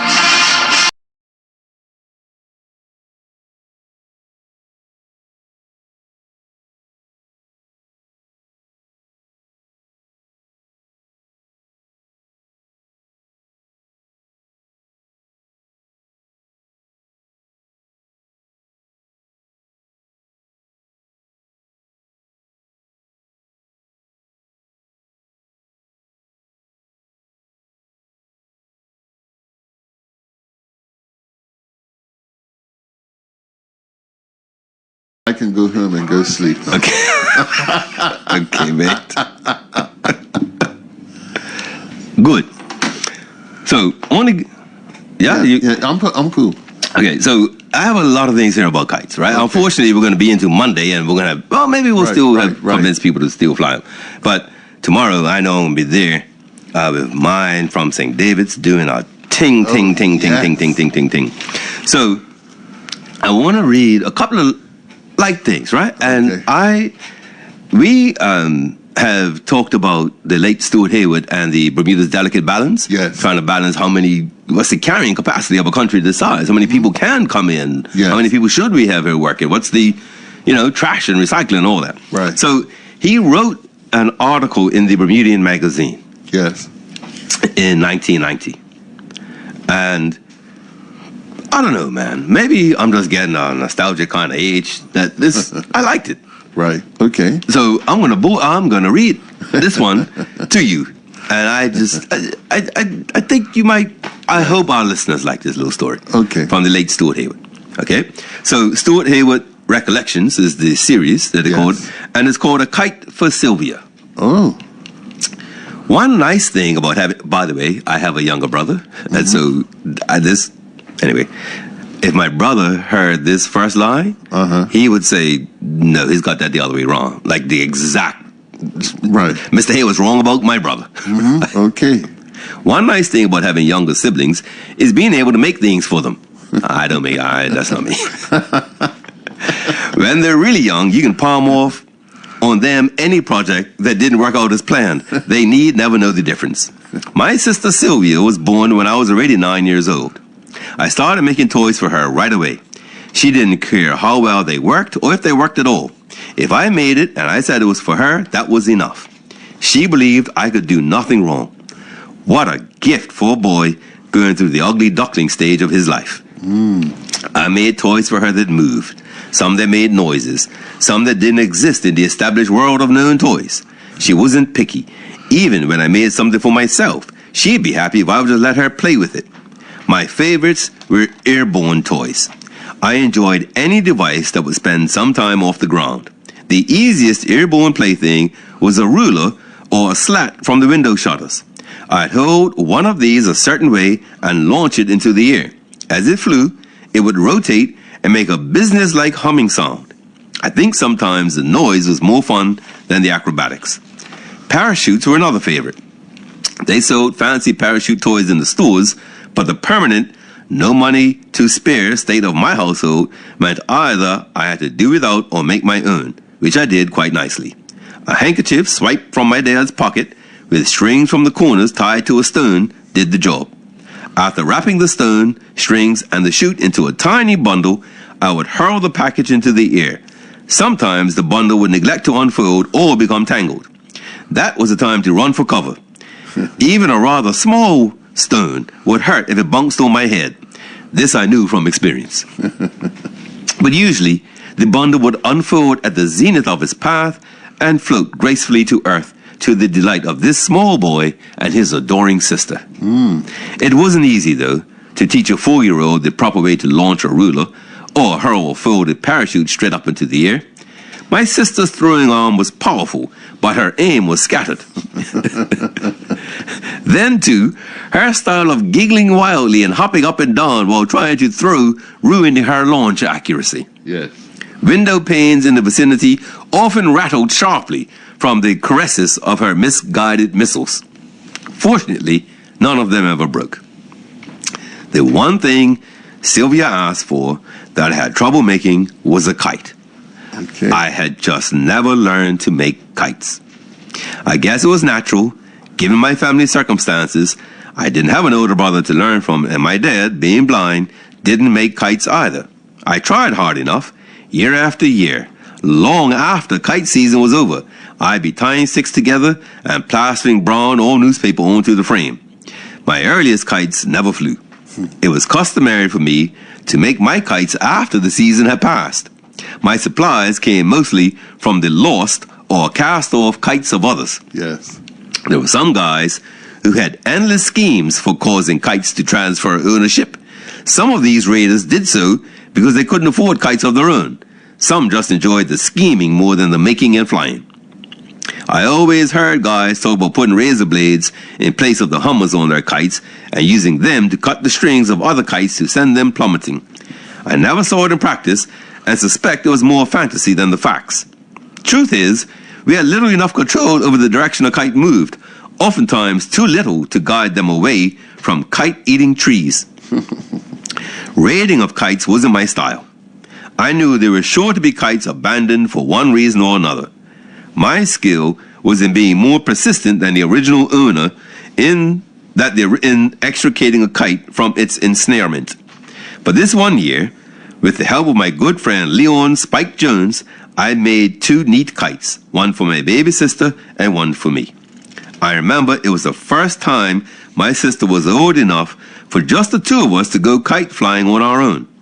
We were living on Victoria Street in town, across the street from Kite Hill. Do you know where Kite Hill is? No, I don't. Kite Hill was a wonderful coral mound that rose up above the buildings in the city of Hamilton. It has since been bulldozed into a parking lot and is the site of the Victoria Street Health Clinic. Oh, okay. So you know the clinic is up kind of high already, so what you're saying is higher than that. Oh, Victoria Street. Called it Kite Hill. Oh, Kite Hill. Okay. In those days, it was the ideal place for kite flying because we could launch our kites without fear of them falling in trees and electricity wires. I was so proud. Here I was, a guardian and idol of my precocious sister. I launched her kite and tied the string around her middle so she wouldn't lose her kite if the string slipped out of her grasp. Then I put up my own kite. Of course, not much time passed before Sylvia's kite came down. I gave her my kite to hold, again, tying the string around her middle, while I trotted off to rescue hers. Well, I don't think I was neglectful, not really. I collected her kite and proceeded to wind up the string and the tail, and all of a sudden people were screaming. I looked up and saw my little sister wheeling down the slope towards the edge of the hill where there was a 30 or 40-foot drop. I yelled at her to stop. No luck. She was being pulled along by my kite, which was bigger than her and her kite. Oh. She ran. I ran. Lots of people ran to catch up to her before the edge did. We didn't make it. Oh, Fortunately, along the perimeter of Kite Hill, there were scruffy stands of sage and other scrub bush. My little sister was dragged into and through one or two of them and finally captured. Sylvia was okay. She was scratched from plowing into the bushes. She was frightened by the scolding I got from the adults who had seen the vignette. She was even crying a bit. But you know what? She wanted to do it again. I was scared stiff. I knew what might have happened, and I knew somebody would tell my mom. I held her hand tight, and I didn't want to let her out of my grasp. There was going to be trouble when I got home. My sister thought it had been a wild and fun adventure. She loved it, and in her eyes, I'd arranged it all.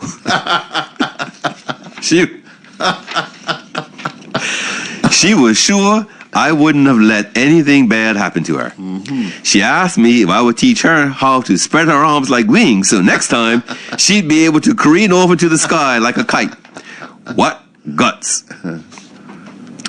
When we got home, before I could think about what to say, Sylvia spilled the beans. She told about flying her own kite and the string around her waist, and about how she almost went up for a ride in the sky on her big brother's kite. And about the next time I was going to teach her how to fly. How pretty. You can't help but love a little sister like that.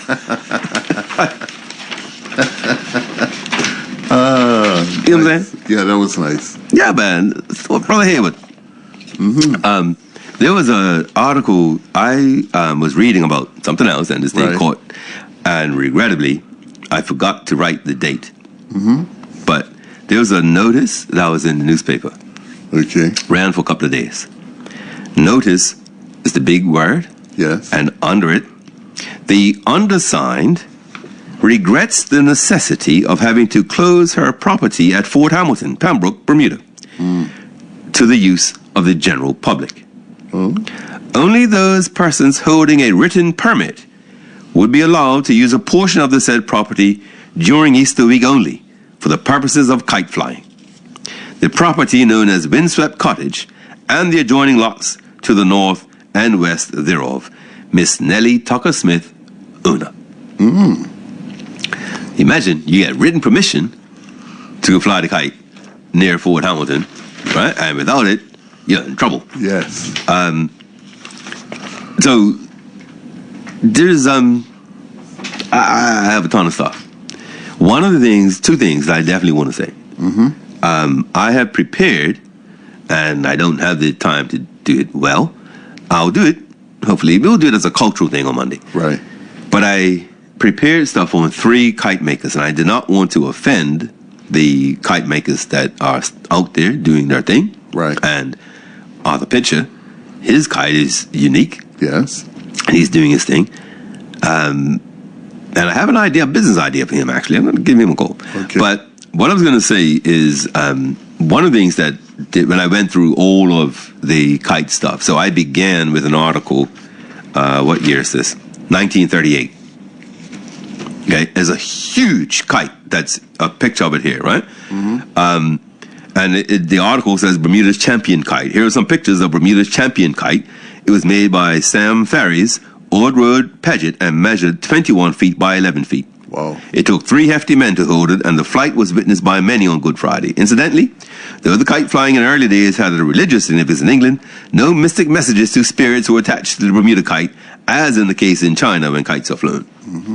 So I think champion means the largest, at 21 feet in 1938. So, one, we need a Hall of Fame in Bermuda. Yes. A Hall of Records then, if it's not a Hall of Fame, but I think Hall of Fame, because there are, over this decades, I've read a whole heap of things. And those things are how many kites were made Right. in the past versus kind of how many now. But of the three kite makers, one was the late Vincent Tuzo, the other is the late Brian Dawes, and the other is Eugene O'Connor. Okay. And Tuzo made extremely innovative and creative kites. I have them here to describe. Dawes made absolute tiny kites, like smaller than your thumb, and they flew. Right, so it's not like you just made them look. They had to fly, like tail, loop, all of that. Right. Tiny, tiny kites. And O'Connor, let me see if I can find it very quickly here, because I think you might be shocked. I was definitely shocked with this headline and story.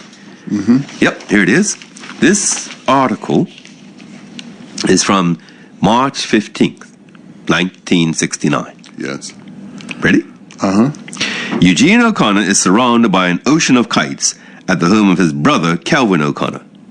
The two turn out hundreds of kites each year for distribution to various stores for sale.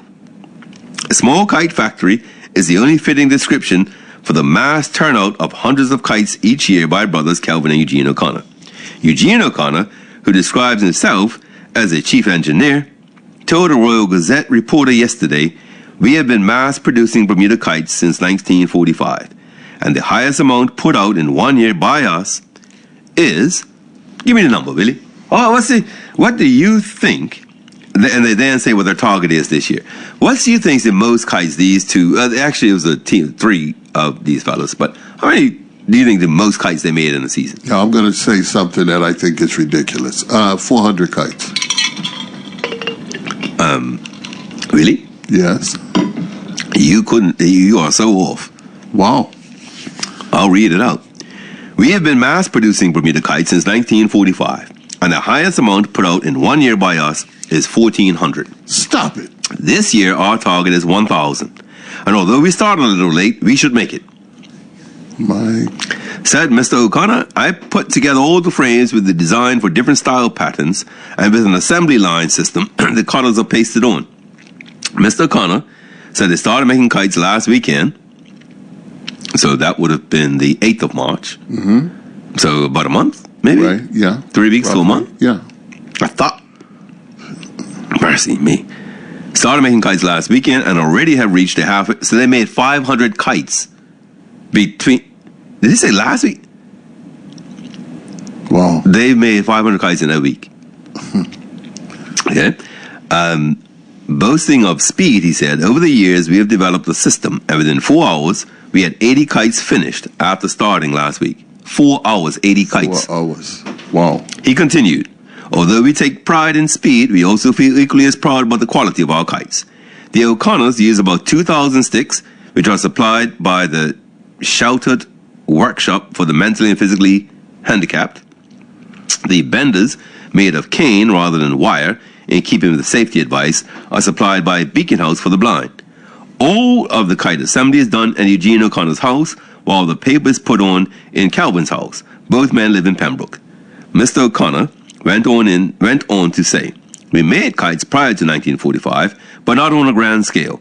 Only after the demand increased did we decide to go into kite making in a big way. We use up to 150 cans of glue and about 1,000 sheets of kite paper each year." Wow. He added, "Anything left over is used the following year." A table for pasting kites also carried diagrams showing patterns and color schemes. The O'Connors look forward to a busy weekend as they tackle the job of reaching their goal of 1,000 kites. Wow. You see what I'm saying? Wow. Okay. And Mr. Tuzo, he's in a lot of articles. Can I say something about Mr. Tuzo? He recently passed. Yes. Yeah. I knew him quite well. When it comes to the kites, he's throughout here. And in fact, in 1972, he had a record for keeping a kite up. No, sorry, he had it up for 72 hours. Right. And it was a record. You know something, I also remember it was an article in the paper some years back where he actually built a hut and had a window where he would stay overnight. Oh, okay. Yeah. Got you. That article with the O'Connors making 1,000 kites Yes. was 1969. Okay, the 15th of March. The 21st of March, 1970, Yes. following year. I won't read the headline. I'll read the content. Okay. Bermudians and kites are synonymous with Good Friday and hot cross buns. And again next week, when millions around the world remember the passion and resurrection, Bermudians will also remember that with the solemnity, where am I? Of the occasion also comes a time to take to the hills and fields with multicolored, multi-shaped, and multi-sized kites. In keeping with this tradition is the Easter time trade of Pembroke movie projectionist Eugene O'Connor and his brother Calvin, who with their families and friends mass produce hundreds of kites for sale for Good Friday. Their chief client is the Phoenix Annex, but they also sell scores of others custom made to the requirements of the individual kite flyer. In past years, Eugene and Calvin have made thousands of kites, having started making them for themselves and relatives while they were yet in school. Now married men with families of their own, they have progressed and produced over 1,000 kites in any one year. This year, however, because of pressure of change of residences, they have had to curtail production and will probably only have about 500 ready in time for Easter. Their standard is the 2-foot sixer, which is done on an assembly line system right in the sitting room of their home. Some 2,000 sticks are cut to specific sizes by the children at the sheltered workshop, and some 8 to 10 bulks of tissue paper are used in the construction, not to mention the many balls of string and pints of paste that are employed. The largest one they made year before last was 10 feet high and for experimental purposes only. It flew only once before crashing earthwards, Eugene O'Connor relates. But fortunately, this is not the general story of his kite's flying ability. They usually get in the air and stay there, he says. But for him, the Good Friday flying time is better used for sleeping after a hectic previous night when last-minute orders have to be completed. This year's kite building session started only about 2 weeks ago, but everybody gets into the act, including father, brothers, sons, and friends, several nights a week to get the supply ready. So far, said Eugene, they have gone to the halfway mark, and the next week looks like the one in which they'll be extremely busy if they are to get the kites in the air on time. Another proud kite maker is 10-year-old Patrick Johansson of Cox's Hill, who has built himself a kite at least twice his size. He made it himself one weekend at home of bright-colored cellophane, and it stands a total of 8 feet tall, including its 2-foot headstick. Patrick is the son of Mr. and Mrs. Reed Johansson and learned how to make kites at, guess where? West Pembroke School. Okay. In school. This is another thing to get to. Yes. Which he attends. Last year, he also made a huge one, but feels that this is his best. Not absolutely symmetrical. It is a great achievement for a little boy, nevertheless. Patrick said he hopes to fly it Good Friday if he can get someone to help launch and hold it.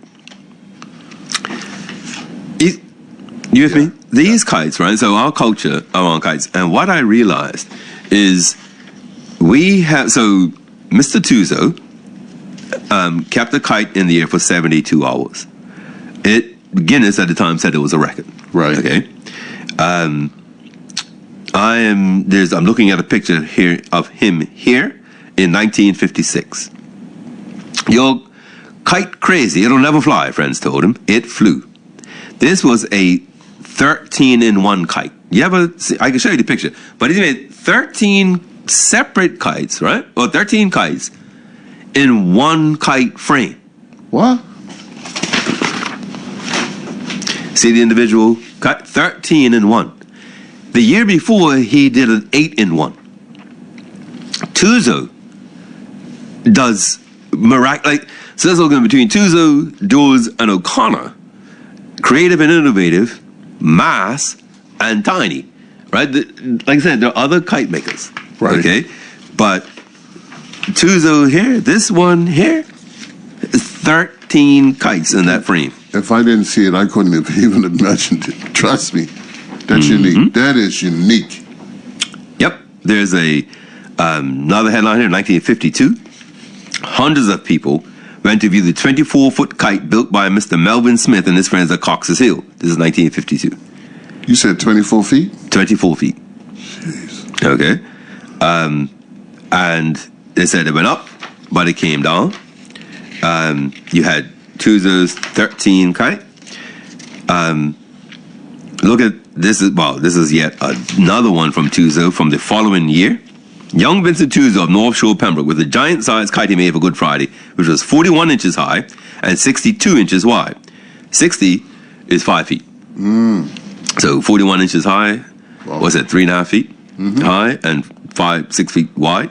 Vincent has been making kites of all shapes and colors since he was 5 years old. He used tissue paper as well as bay leaves. The reason, one of the things I think about a Hall of Fame or Hall of Records is because there are another one of Tuzo. He is standing on his roof and he had a double kite, right? And he launches his kites from up and down, not left and right. So instead of two kites horizontal, vertical, but one kite. I can show you the picture, is right here, right? And it said, here's how Mr. Vincent Tuzo demonstrates how he intends to, standing on his roof on the waters of North Shore. While most people will be flying their kites from hills and fields throughout Bermuda's Good Friday, at least one man hopes to do something different. Vincent Tuzo of Pawn Hill, Pembroke, plans to stand on a large inner tube on the waters of North Shore and fly a 6-year-old 2-in-1 kite, which is pasted with pages from the Royal Gazette. And inner tube. My man's going to, you North Shore boys. Yeah, I should say North Shore. Explain how he hopes to accomplish the feat.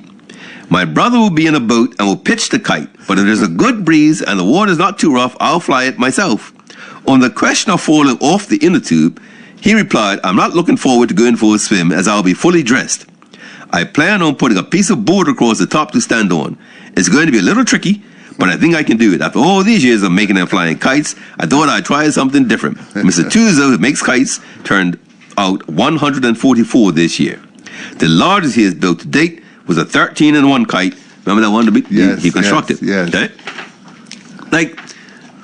Challenged himself. Right. So I think we have to bring it back in schools. Right? The thing about culture, right? If you use words like the preservation of culture or promoting culture, it sounds quite formal, right? But if you're talking about, if you're in primary, whatever, you make kites. Yes. It's a thing. That's how you're going to learn. That's how the culture gets preserved, promoted, repeated. And you know something about making kites? There are tricks to the trade.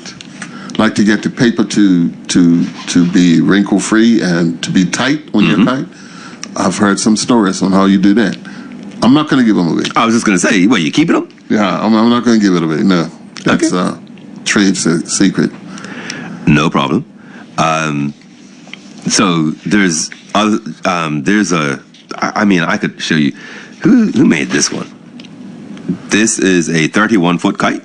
31. All right, another one at 16. And that's what I'm saying. There are Bermuda's biggest kite was successfully launched yesterday at Spanish Point. This is from April 1976. Okay. Can you see? Yes. Oh my goodness. Okay, so this kite, Bermuda's biggest kite, was successfully launched yesterday at Spanish Point. Crowds of people turned out to watch the 37-foot giant kite take to the skies and remain aloft for 20 minutes before descending. So how do you get that kite to that destination? Well, this is what I'm getting at. If we had the whole of standards of fame of whatever it is, right, then we would have those kites, like video them, we could show them, show the pictures of them, have the actual kites. Yes. Right? It's a tourist attraction, it's a museum, it's a thing. But what I'm getting at the moment, I've been talked to 2 different people who believe they made Bermuda's biggest kite. Neither of them made a 37-foot kite. Okay.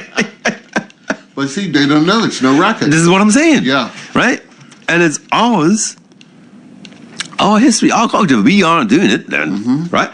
And I can tell you, I have other stuff here from Bermudians overseas making kites in schools, for classes, for young people, right?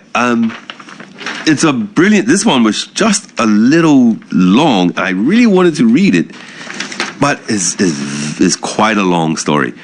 I will just tell you, it begins with a teacher who was in Pennsylvania, and she got to talking about our kites. She's artist in resident in Pennsylvania. Okay. I was talking about Bermuda kites, and it was coming up to Easter, and so she said, we'll teach you how to make kites. And this one boy was, I think this is a professional word, nonverbal. Okay. So when it came to do things, he just didn't say and had never spoken. Mm-hmm. As they were getting into the kites, and the boy was getting closer and closer to success, he came in one day to finish the project, called the teacher over, and said, I think I need to take off my jacket. Whatever. That phrase, I need to take off my jacket, was the first words he had uttered. And so they're putting that down to the kite. Okay. Okay, because of the colors, because of the patience, because of what it takes. That's what they put it down to. Okay? Mm-hmm. And then remember the person who was worried about kites killing people in town? The letter to the editor, Dear Mr. Lee, will you kindly give the following space in your next issue? The habit of kite flying in and around the town must be apparent to all, even to visitors, and this practice is becoming quite a nuisance and exceedingly dangerous. They're flying across streets and over dwellings, buzzing and making as much noise as their ingenious makers can possibly devise is the order of the day. This nuisance has been tolerated without complaint, but the latest device, that of attaching a piece of bottle glass to the tail of the kite with a view to its cutting his neighbors adrift, is one that must at once be stopped. Should one of these kites of glass attached fall on a passerby, it might kill him. Or some still more serious accident occur by the bottle falling on a passing horse attached to a carriage with 3 or 4 occupants, causing the animal to rush off. The result might be the death of all, or perhaps so mangling them that death would be preferable. Hoping that immediate steps will be taken by those in authority to prevent the continuance of this nuisance, I remain your obedient servant, a big boy. May 22nd, 1882. Wow. Yeah. Now, there's one other thing. I can't end on this. So how can I end on? Maybe no, I'm not going to end. I'll leave this. But really, you may or may not recall this, but in 2019, believe it or not, the police had a public meeting about kites. Oh? Mm-hmm. Mm-hmm. The Western Community Action Team had to talk to people because there had been complaints about kite flying. And the police actually had a meeting. Right. And I read it, and it was, I could read it out to you, but it's there was a meeting. Yes. 50 people were there, and some people were complaining about the noise of kites. Okay. So rather than going through all that, I'll want to read some of the comments. First comment, at least the kites don't have cameras like drones do. I'll take the nuisance of invasion of privacy anytime. Next, somebody else, I am so thankful that this has been labeled as such a serious concern amongst residents on our island. With all that is going on in the world right now, I'd rather have these problems in my country any day. Noisy night kites and string cutting equal serious community concerns. Yes. I'm so grateful for all those who invested time and energy into the negativity surrounding paper kites, whether it be complaints, the arguing and fighting, or showing up for this organized meeting. Mercy. If this is where our concerns lie, I think Bermuda will be okay, everyone. Somebody replied to that, your sarcasm is noted. There people even bring up same-sex marriage about that. So the complaint is about the actual flapping noise that a kite makes while in flight during strong winds, or the noise from groups of people flying kites. Oh. The answer was the hummers that are placed on the string are what makes the noise. It's incredibly annoying, especially when you're trying to sleep. It's like a mosquito multiplied 5,000%. Wow. Thanks to the BPS, as I know this is a real problem for many, but at the same time, I love that we have to have a community meeting on kite flying. It reminds me that as bad as we think things are sometimes, when this is the kind of story that makes headlines, things are not so bad in comparison. Right. So they go on. The comments are like, really? And then there were two things that I'm not going to read them all out, but two, really. One, was a suggestion that somebody told a story that I thought was pretty funny. I'll read it out. There have been sightings of loud, noisy kites flying since Bermuda was called Devil's Island. Out of all the years living here on this island, my home, I've yet to hear or see anything that fits the description, the sailors' account of their sightings. We all know that there is no such thing as a witch, but yet experienced sailors claim to see something they had never seen and could only explain it to be a witch. Johnny, so he's talking to another commenter. Right. I'm just investigating the many accounts of the sailors that have told their story of Devil's Island. Johnny, we're both intelligent humans, right? So, if the sailors didn't see a witch, then what is it that they saw? A bird? Could it be that the kahow screamed and cried in the air and tricking the sailors into believing the bird itself to be a witch? By the way, just so you know, I'm not going to keep on going, but he goes on and on and on to talk about, you do realize, let me keep going. So, I have a question for you. Did the sailors lie about seeing and hearing something? What was it that they saw that makes sense? Who was in control of what they saw and heard? A little FYI, being a kite maker is keeping the technology a mystery. So it's saying that the kites, right, were what people claim to be witches, right? Then, so I'll deal with that one. Here's one suggestion. People should make kites without hummers. Yeah. You won't have the noise. You won't have the noise. And so what somebody says, nobody's complaining about people flying kites. They're complaining about the noise. So make the kite without the hummer. Yes. Okay. I'm glad you said yes. Not me. That was Billy's voice. I'm just saying that was one of the suggestions. No, but it's a part of our culture. I mean, come on. Can I read this? Because there was a... Ready for this one? Go ahead. LOL. You know they fly hummers to let you know who has the goodie. Or did I reveal too much? Sips tea. Do you understand what that person said? Right. Okay, I'm just asking you. Understand, right? Yes. So somebody replies to that. Urban myth debunked a long time ago. Don't choke on your tea. Person replies, sorry, not debunked. I've had this conversation many times with different ages. Older people, oh, it's not true. They just love flying kites. Younger generation, oh, heck yes. Supply in the island. Their words, not mine. So it is what it is. But it's inconsiderate and very irritating when it's your window the noise is coming through day after day sometimes. Ready for this one? This is the 21st century. Drug dealers have WhatsApp. And it's encrypted. And it's encrypted end to end. I don't think they need to put up a kite anymore. These people are just being a pain in the bottom. Somebody else. Do people still actually believe this garbage? Then the last one I'm going to read. Can we tackle noisy neighborhood children next? I find it disgusting that on weekends, when I'm off from work, they have the nerve to be outside playing, shouting, and kicking ball. For crying out loud, I'm trying to get some rest. How considerate. You people need to raise quieter children. Right? So the sarcasm is just over the top, really. Yes. But yes, drug dealers don't need to fly kites, really. They got WhatsApp. They got WhatsApp. And I mean, wouldn't the police know where you are then? If you know. Exactly. We got a couple of callers. Willie, hey, caller, you're on the air. Hey, well, you guys are running, but I got past. You said 37 feet? Yeah, 37. that's what it said. You guys know how long 37 Yes, I know. I was looking at the transport. How do you get it from one place to another? It's the wires to consider. It's a maneuvering. Yeah, it is. session. So You need a tractor trailer for that one, isn't it? ought to be. It was 1976. 1976. Wow. It must have made it where they flew. Gotta be. Gotta be. Yeah. I'm actually looking at the.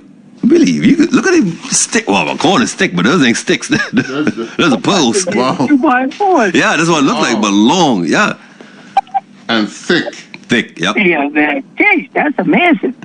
But Wow. I remember thinking, man, I remember one time I took a cruise this time of the year, and it was stopping to a number of Caribbean countries.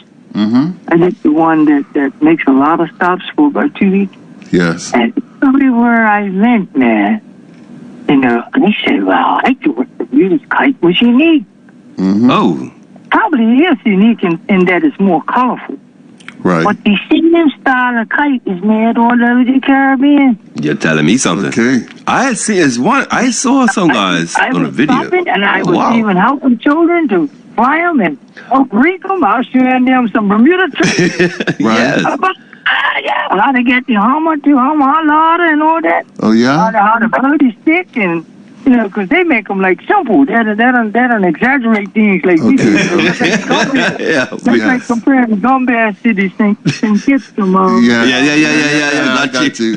Yes. But guess what? I'm What? copying us now because I'm trying to get more colorful and elaborate. You know what I mean? Got you. Uh-huh.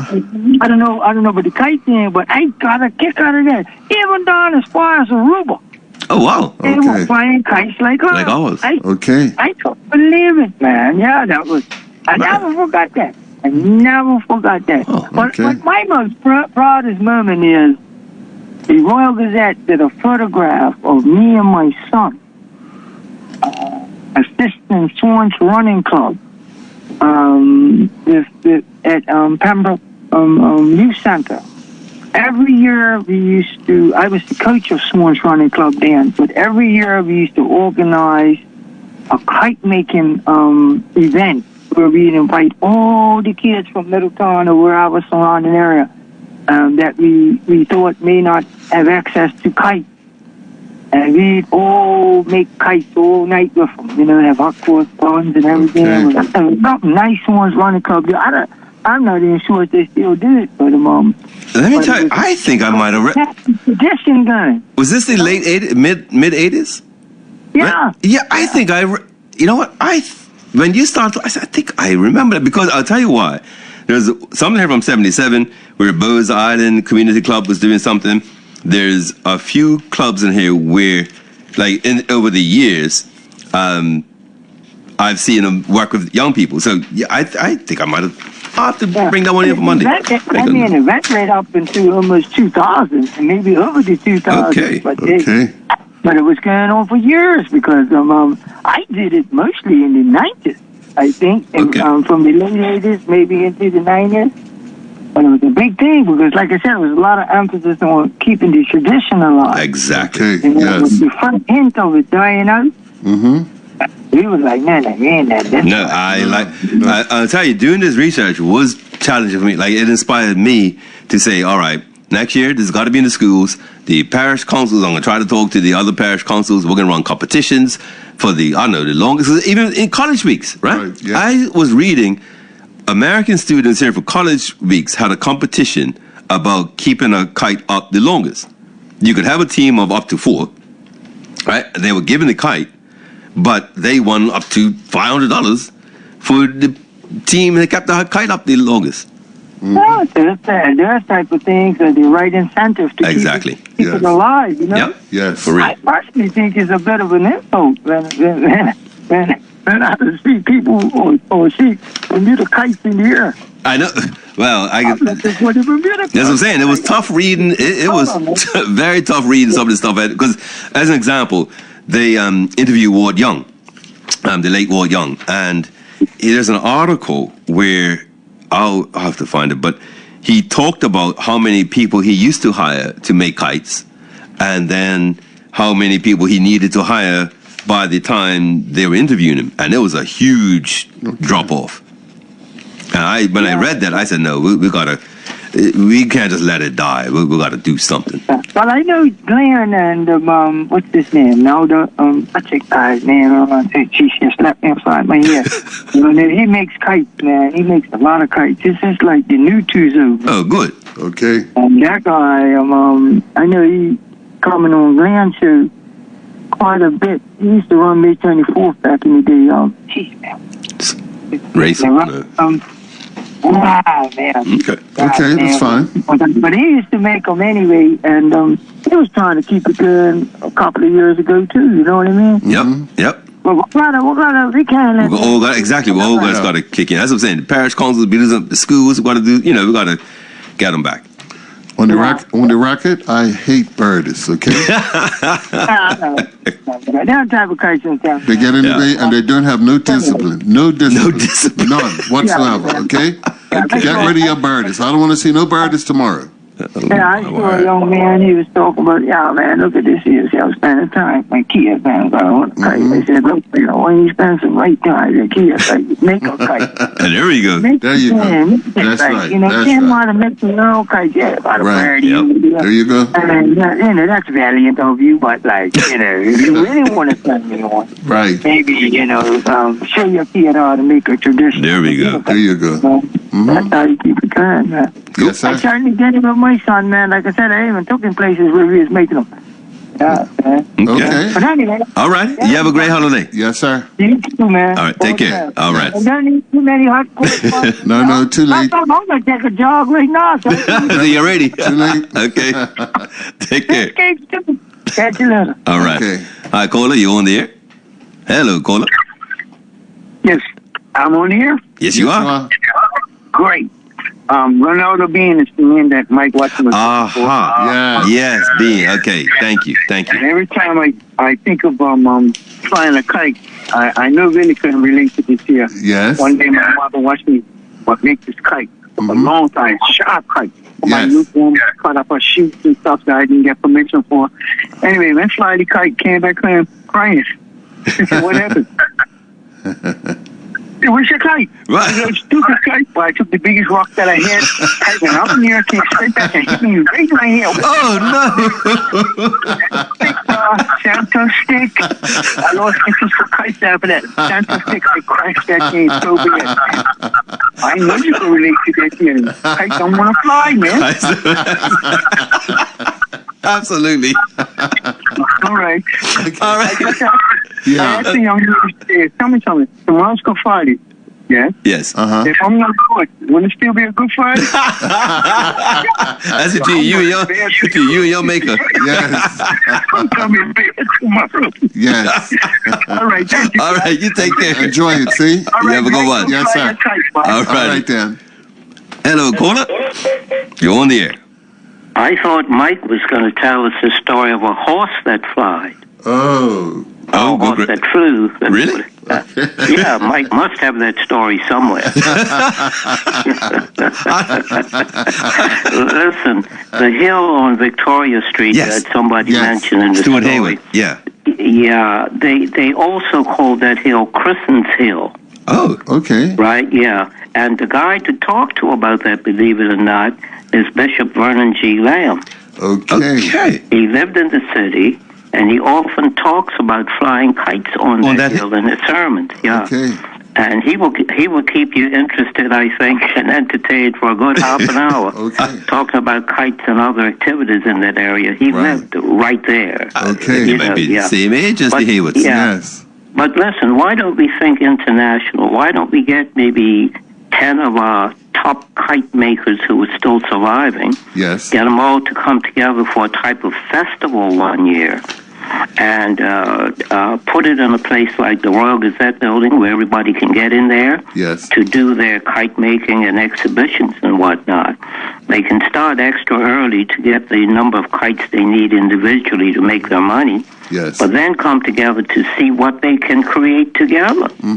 That Which is is quite idea. interesting. No, that is Yeah. Excellent. brilliant. Excellent. I'm trying. Excellent. Really, is probably laughing at me because I'm scrambling to find you to read. Well, I'm not going to find it, but the Smithsonian in 2001, the Smithsonian Folklife Festival. We Bermuda participated in that. Now kites were at the Smithsonian. The Smithsonian then wrote a sort of piece about Bermuda, Easter, and kite flying, and I have it here somewhere in this studio, and I can't find it. Yeah. But to that festival, absolutely right. Yeah, I think we could.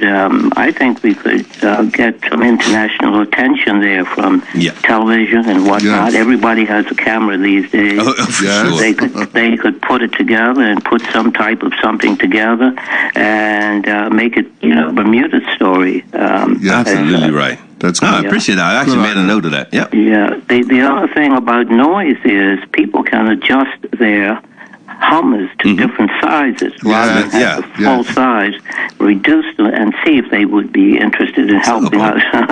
Yes. All together, that basic fact of thing. But I really think that can happen. Bermudians are very creative. Oh, yes. And the fact that we could begin it in schools, even part of that international competition, could have a school component.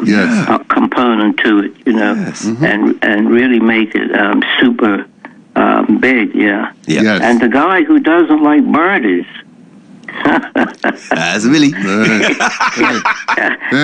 Tell him he should be happy that cows don't fly. Oh, goodness. Nice joke. Yeah, you're in the category with my partner here about jokes. I mean, jokes. Works for me. Listen, I've enjoyed today's show. I'm not a political type, and when I tune in and the subject's politics, I'll be very honest with you. I tune away and go back to my first love, which is international news, and spend some time there. There we go. I think, but today I'm glad I did check by to see what was happening. And I believe you probably have a record listenership today across the island. Oh, well, that's good. I was trying to do like Christmas time. Really, I don't know if you heard Christmas time, but we were talking about cassava and, really teased me because I was trying to fix my pie. Marble cake. No, you see? Yeah, marble pie. I just got over that trauma, and his bullying me in the workplace again, sir. New invention. Yeah. Marble pie. And if you have a festival of some sort and people gather together in maybe 3 or 4 different areas of the island, you can also have food. Yeah, I think people can make something out of it, that sort of thing. I really think the parish councils could lead the way on that, for sure. Great. Great. And in about 2 weeks, God spares life, I'll talk to you a little bit about a Hall of Fame. Okay. Good stuff. Yeah, Let's do that. The idea is advanced. Okay.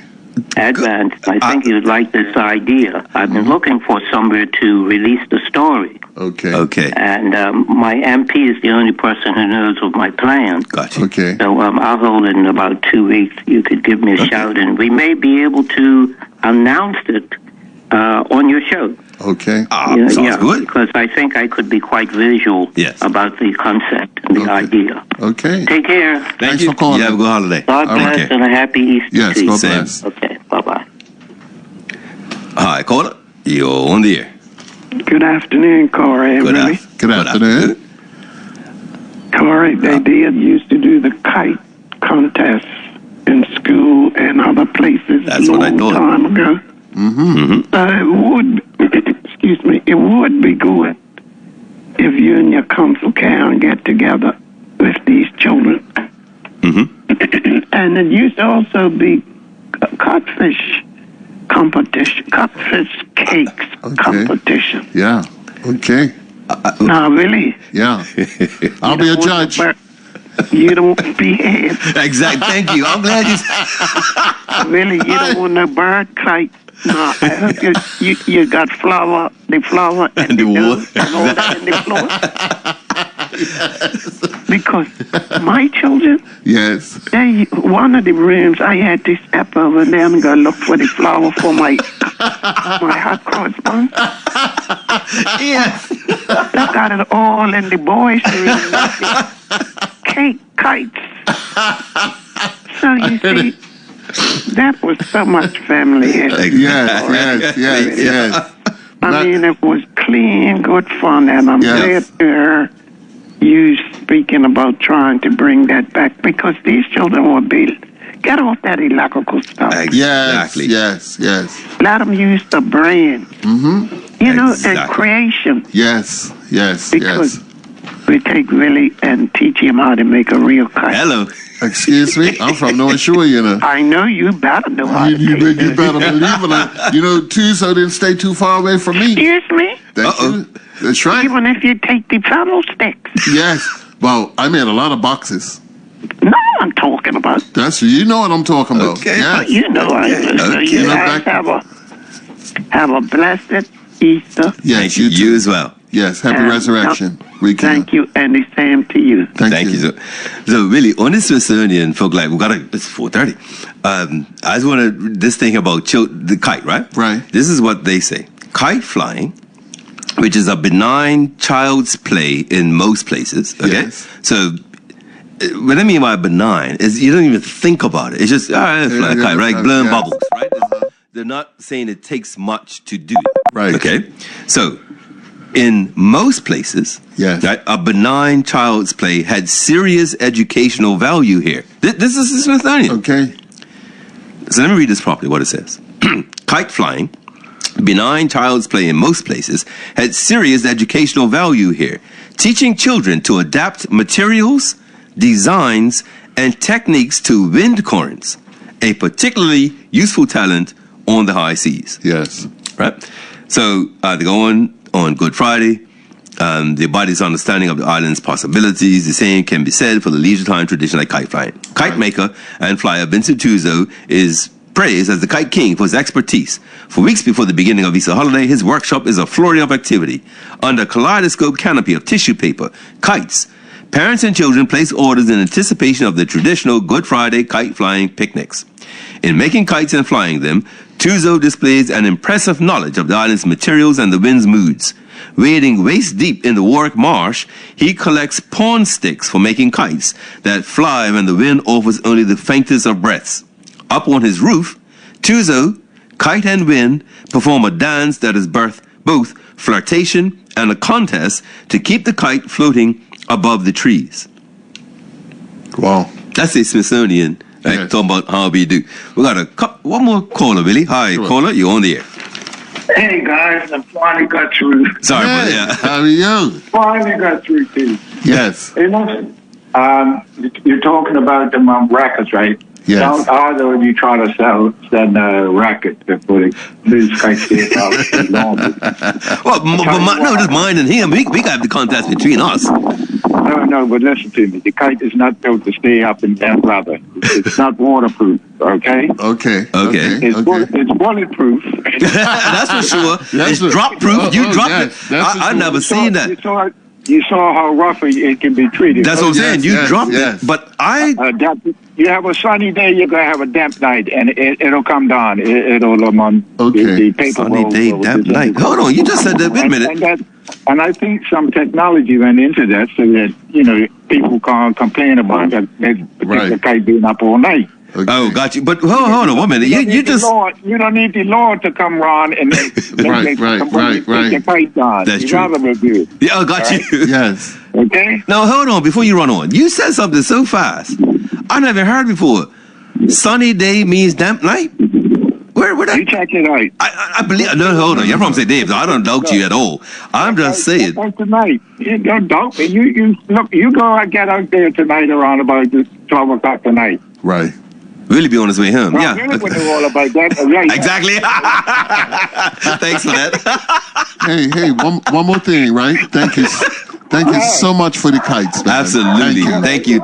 You know? This is Bermuda, this time of the year. Yeah, you got a sunny day like this. Right. Today, I just look. Guys, I don't really vote for you. Yeah. Pray for a good day like this tomorrow. Yes, Good stuff. Okay. Yes, sir. We'll do that. Because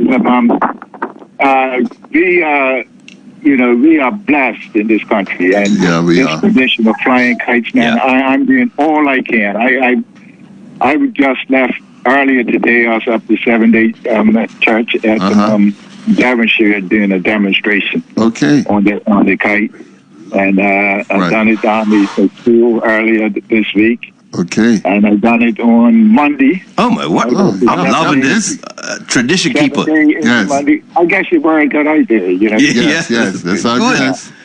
Good. And your kite, I think actually your kites, and I hope nobody steals this idea, but your kites, we're going to get them to the hotels. Because I think the children and parents that are here on this weekend, as sturdy as your kites are, it's a lot of give, right? So they don't have to be delicate and worried about it. And those hotels, man, But that would guess be what? a cultural thing. Yeah. I spoke to his wife the other day. I saw her yesterday. And it was successful. He did go to the hotels. Oh, really? Yes. Look, I went to Grotto Bay. Yeah. Look, I went to Grotto Bay because they've got people coming in for the walking cavalry. Yep. And I went up there. They had a guy, Mr. Paul, there showing how to make kites. Yes. And I didn't go there to challenge his style of making. I just went there to just demonstrate the difference between his type of kite and his kite. Yes. And you guys knew that detail. Oh yeah. Yes. Oh yeah. Yes. I just shared the paper. Yeah. and I threw the kite up like I threw it in my. I go believe on tile. Just dropped it. Dropped it. Right? Dropped Go it. believe. And guess what? Yes. I just done it 10 minutes ago. My good buddy Lionel Kay came to pick up Yes. a kite. The last minute he ordered it, and of course it's the St. David Scholars with his son. Sure, Yes. sure. And I threw it. The son is his youngest son, and I couldn't even remember him. And I threw it up, and he just fell on the ground. And he said, "What you doing?" I said, "Go catch your kite out." He thought he's in slips. Lionel thought he's in slips. No, his son. Oh, his son. Okay. Got you. Well taught. Yeah. Got you. Well, you have a great holiday. I hear you're staying up to rest. I think so. Well, between. I'm going to put his chest up here in Devonshire. Oh, you know that. You know that. Look at my tightness, the kite I did, and all of that. No, I said move out of the way. And Big boys time. Big thing at Death Valley tomorrow for those in the area. The Hill Valley Association at Death Valley tomorrow. And I'll be at Devonshire Rec. Nobody. Okay. All right. I'll tell you a little story. I made a kite last year for my mate, Marie Richardson. Okay. All right. Harold. He flew it. I don't know. I think he both of me went on top of Devonshire Rec. Oh, it may still be there. There you go. It's not like when it rained. Yeah. Yes, I indeed. can't go up there. I don't care if it fell on the roof. It'll be intact. Exactly. His kite is going to be firm. Yes. He's got this no Lamont. That like me. Okay. His part design. Yes, sir. But anyway, guys, enjoy the kite. We'll do our best. Thank you again. Thanks again. I'm in agreement with you. We got to keep this thing alive. Yes, absolutely indeed. right. Yes, Keep it sir. alive. Get these children back outside.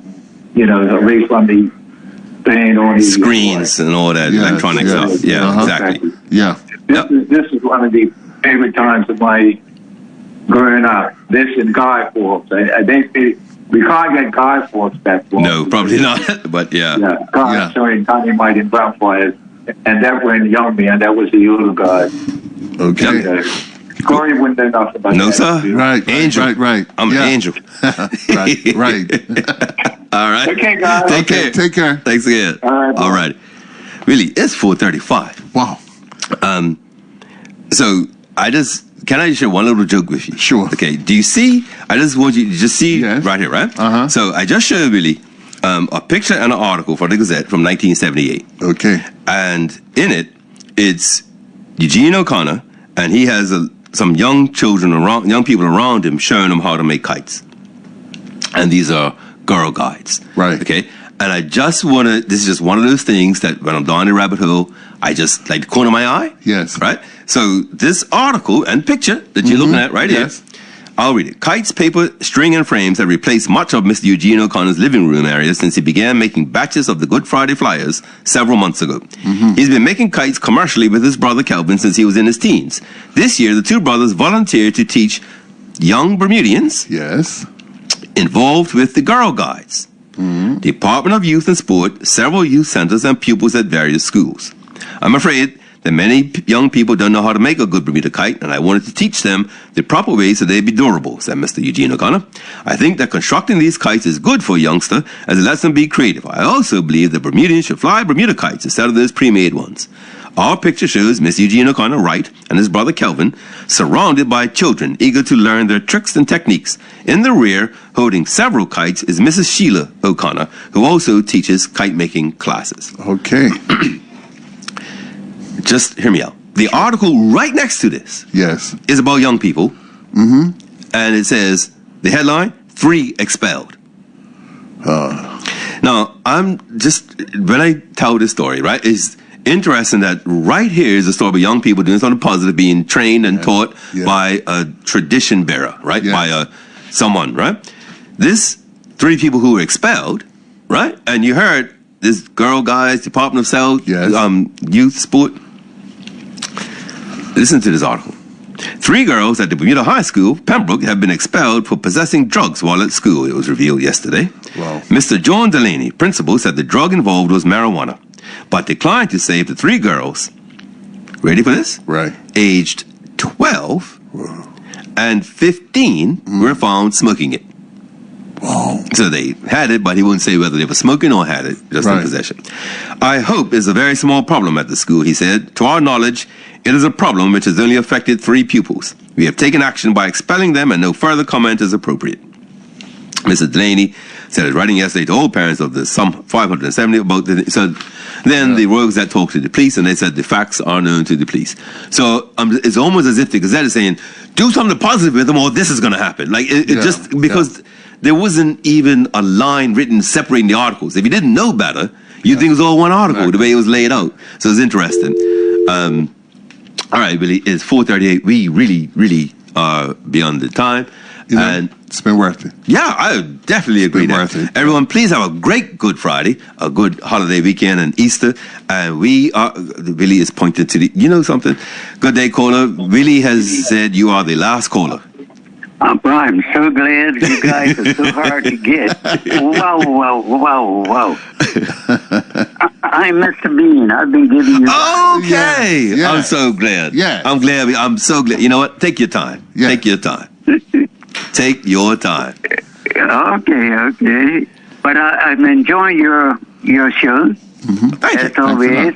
Thanks a lot. And thanks. And I think you made some very good points that the Bermuda kites should not die. Yes. Definitely should not die. And that's one of the reasons why I've been making kites and putting them up free.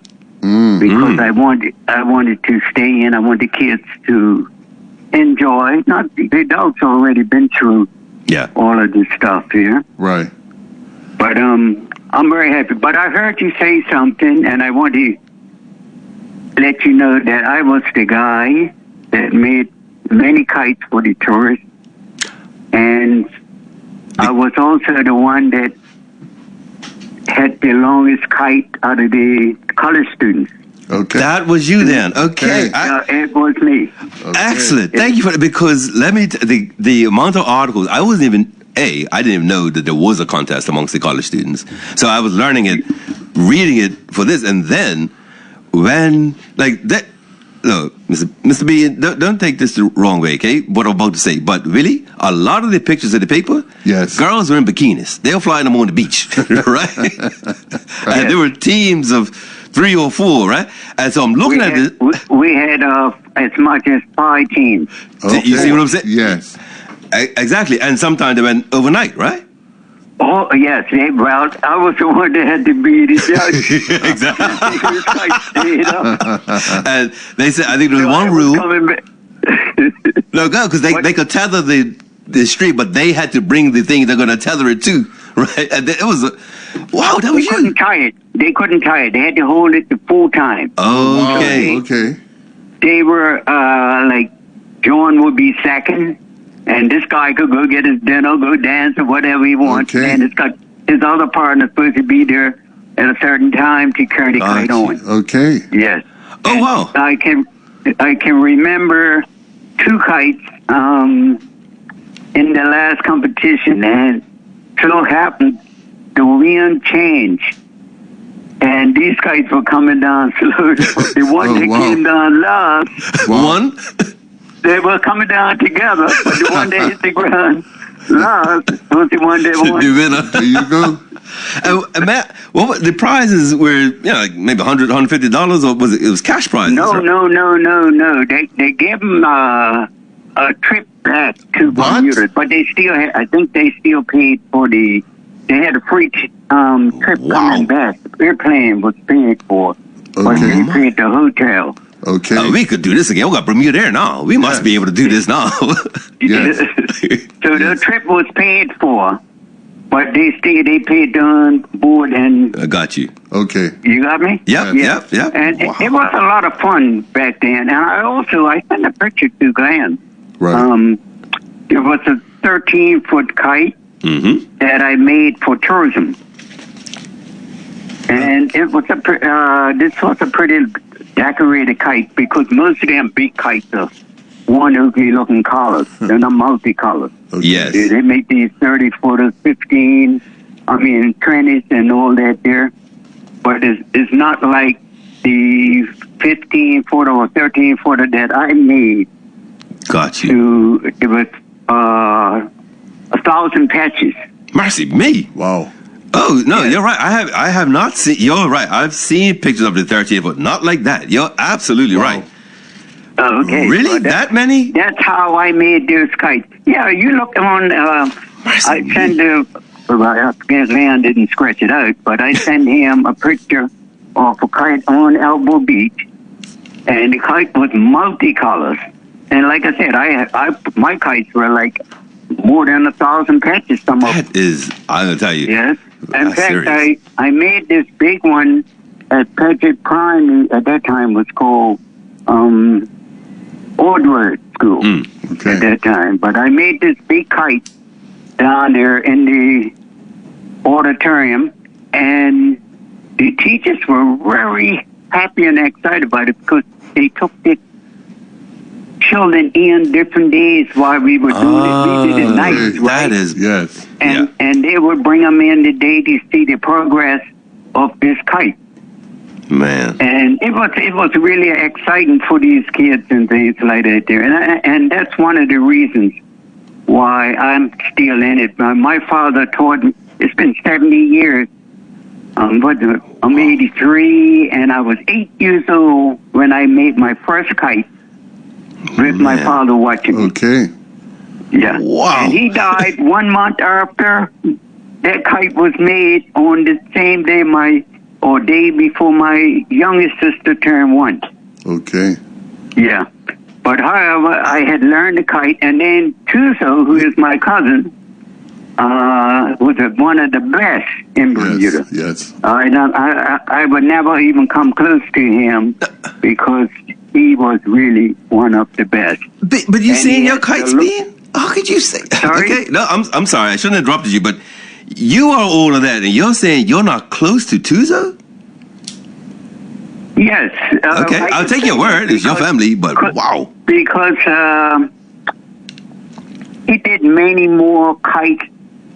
Like he can make one big kite, and he can put 6 or 8 other kites in there. Yes. Yes. You understand me? Yeah, yeah. Well, I can do that, but I never done it. I did a couple of small ones like that, up to 5, but I never went over that. Got you. Wow. Yeah, and right now I have because I've taught a lot of. In fact, last week at Warwick Club, I did a seminar there, and I've been doing it for 70 years for Warwick Club. Okay. And no, I'm going to say 60 years. So I had to be 21 when I joined the club. could stay there. Got you. Yeah. Stay in the bar. Yeah. Yes. But you know what? Up to today, I'm never drinking. Oh. Okay. Up to today, a drink doesn't mean if it's water, fine. Right. But anyhow, I've lost a train of mind that time there. My apologies. It's War Club. You were. It's me. Warwick Club. Anyhow, we had this big seminar, and I made 100 frames. Mercy. Wow. Line it up and everything for the kids and adults to make their kites, to learn how to pace and so on. And it was very successful, and it's been successful for many, many, many years. I've been doing it. And I'm really excited when I'm at my best when I'm doing this. Nice. And this year, I didn't make a great number, but I'd say about 200. Okay. Oh, that's all? That's all.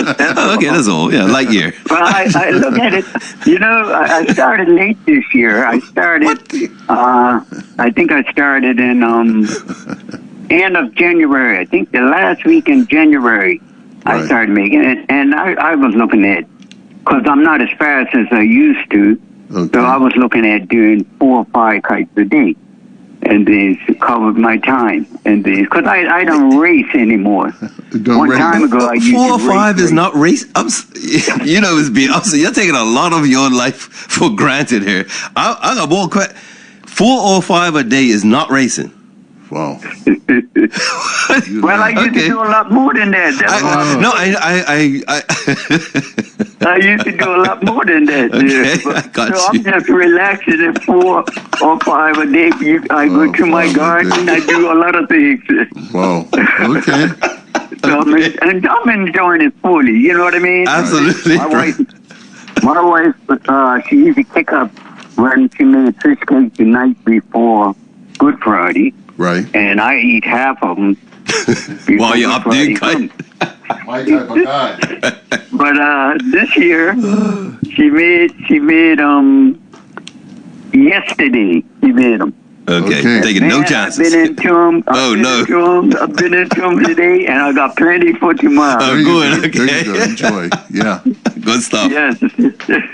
So I'm really enjoying. And listen, guys, you guys have been doing really, really great work. It's hard to walk away from the radio when I'm doing work at guard. So I end up sending away for special portable radio that I can put it on my hip.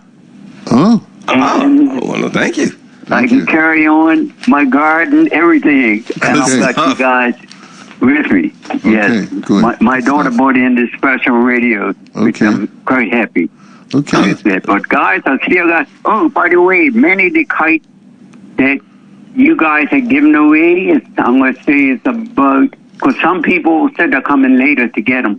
Right, So okay. I'm looking at about, out of the 20, I'm looking at about seven here that hadn't been picked up. But people had called me and said they're coming. Oh, okay. Great stuff. Yeah. Good They stuff. called me and said we're coming. And I'm thanking your station, who's done so well for me over the years, and Mr. Blakeney and his wife. Yeah. Yes. And all the other staff, Nikita, I can't call up names, but the whole company is really, really a great bunch of people. Okay. Excellent. Thank you. And you guys are the newest. The new pups. Certainly bringing out stuff that needs to be bought out. Okay. And without you, I guess a lot of us won't get the knowledge that you're giving. Well, thank you for that. Appreciate that. Thank you. Yes. Trying our best. So it's very, very good. And I've seen some stuff I know about and you spoke about and I learned about it. Oh, good. There you go. Am I accurate? Very, very, okay, very good. good. Okay, let's make sure. Yes. Okay, excellent. And truthfully, you seem not afraid to say what's got to be said. Oh, no. Really says, well, unapologetic. I don't know. That's a little strong. It's like telling somebody, if you don't put a loop on their kite, it's not going to fly. Yeah, that's true. It's very You know simple. what I'm saying? Yeah, you're absolutely right. Yes. Yeah, okay. And I also make kites that won't fall apart in the rain, or you can't put a hole in it because it stopped with nylon. My word. Look at that. Yes. Okay. And I got a special big red one here, big one. Well, when I say it's 5 feet. And it has the statue of Sally Bassett on it. Really, really good. Wow. Yes. Yes. I'm helping my grandniece because she's an artist, so she laid it all out, and I gave her this stuff to cut it out of, and she brought it back to me, and I'll put it over this special kite. 40. Yes, yes. That's different. It's Wow. really, really nice. Yeah. Please take some pictures, okay? She will. I'm sure she will. He's a grandniece.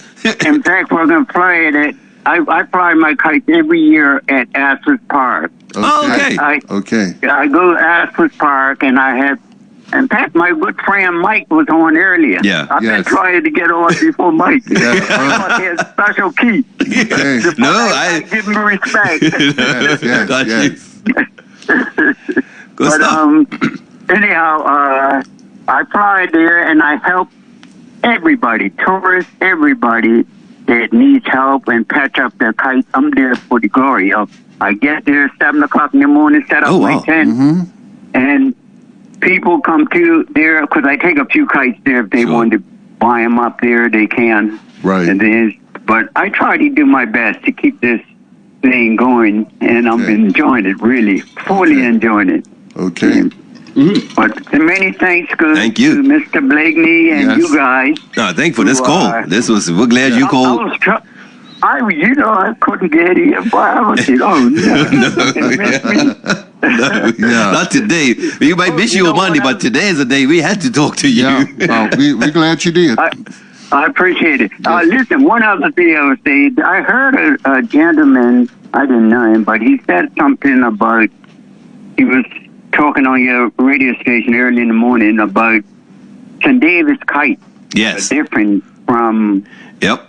Well, I want to say this, which is going to be, because I don't know how old that guy is, but I was making damn kites in the 50s.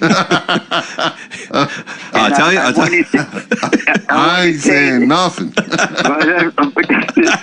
I want to say this. I not disrespecting him, but I want him to know that I never knew where St. David's was until I was 13 years old, when I had to ride to St. David's on a pedal bike and play football. Oh, Bombardiers to play St. David's. That's the first time I knew where St. David's was. And I rode down there to get on a pedal bike to play football. Okay. And as far as that's why I say that kite, I've been making that kite, and the reason why I stopped making those kites is because, especially when I made all the stick bands. Right. Yeah. That's what he. Yep. Yes. Sometimes when one stick is weaker than the other, the kite will never balance right.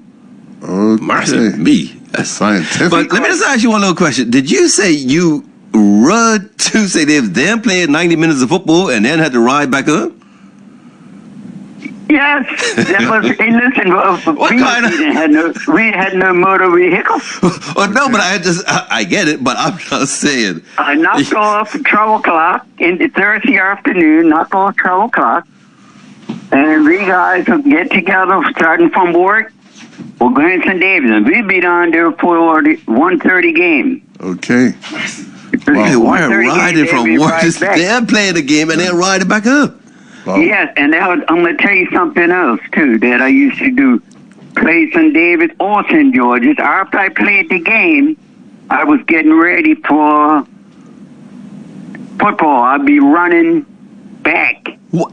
I ran back from St. David's to Warwick Club or St. George's or Somerset. After the game? Daily. Wow. After the game. I did that many times. Don't take this the wrong way, but I'm asking your coach. I'll say, mate, you're not leaving enough on the field. If you could do this after the game, what you not giving me on the field? Oh, no, you have a good holiday. Yes, you guys. Thank you so much. This is great. All right. Take care. Bye-bye. Really? Wow. Oh, congratulations for those who called in and got their kites. Absolutely. What we're going to hope for is no rain, lots of wind, more fish cakes, more buns, and a good time with your family. More life, as they say. Yes. All right, Billy. We are going to thank you so much, everybody who called in and listened.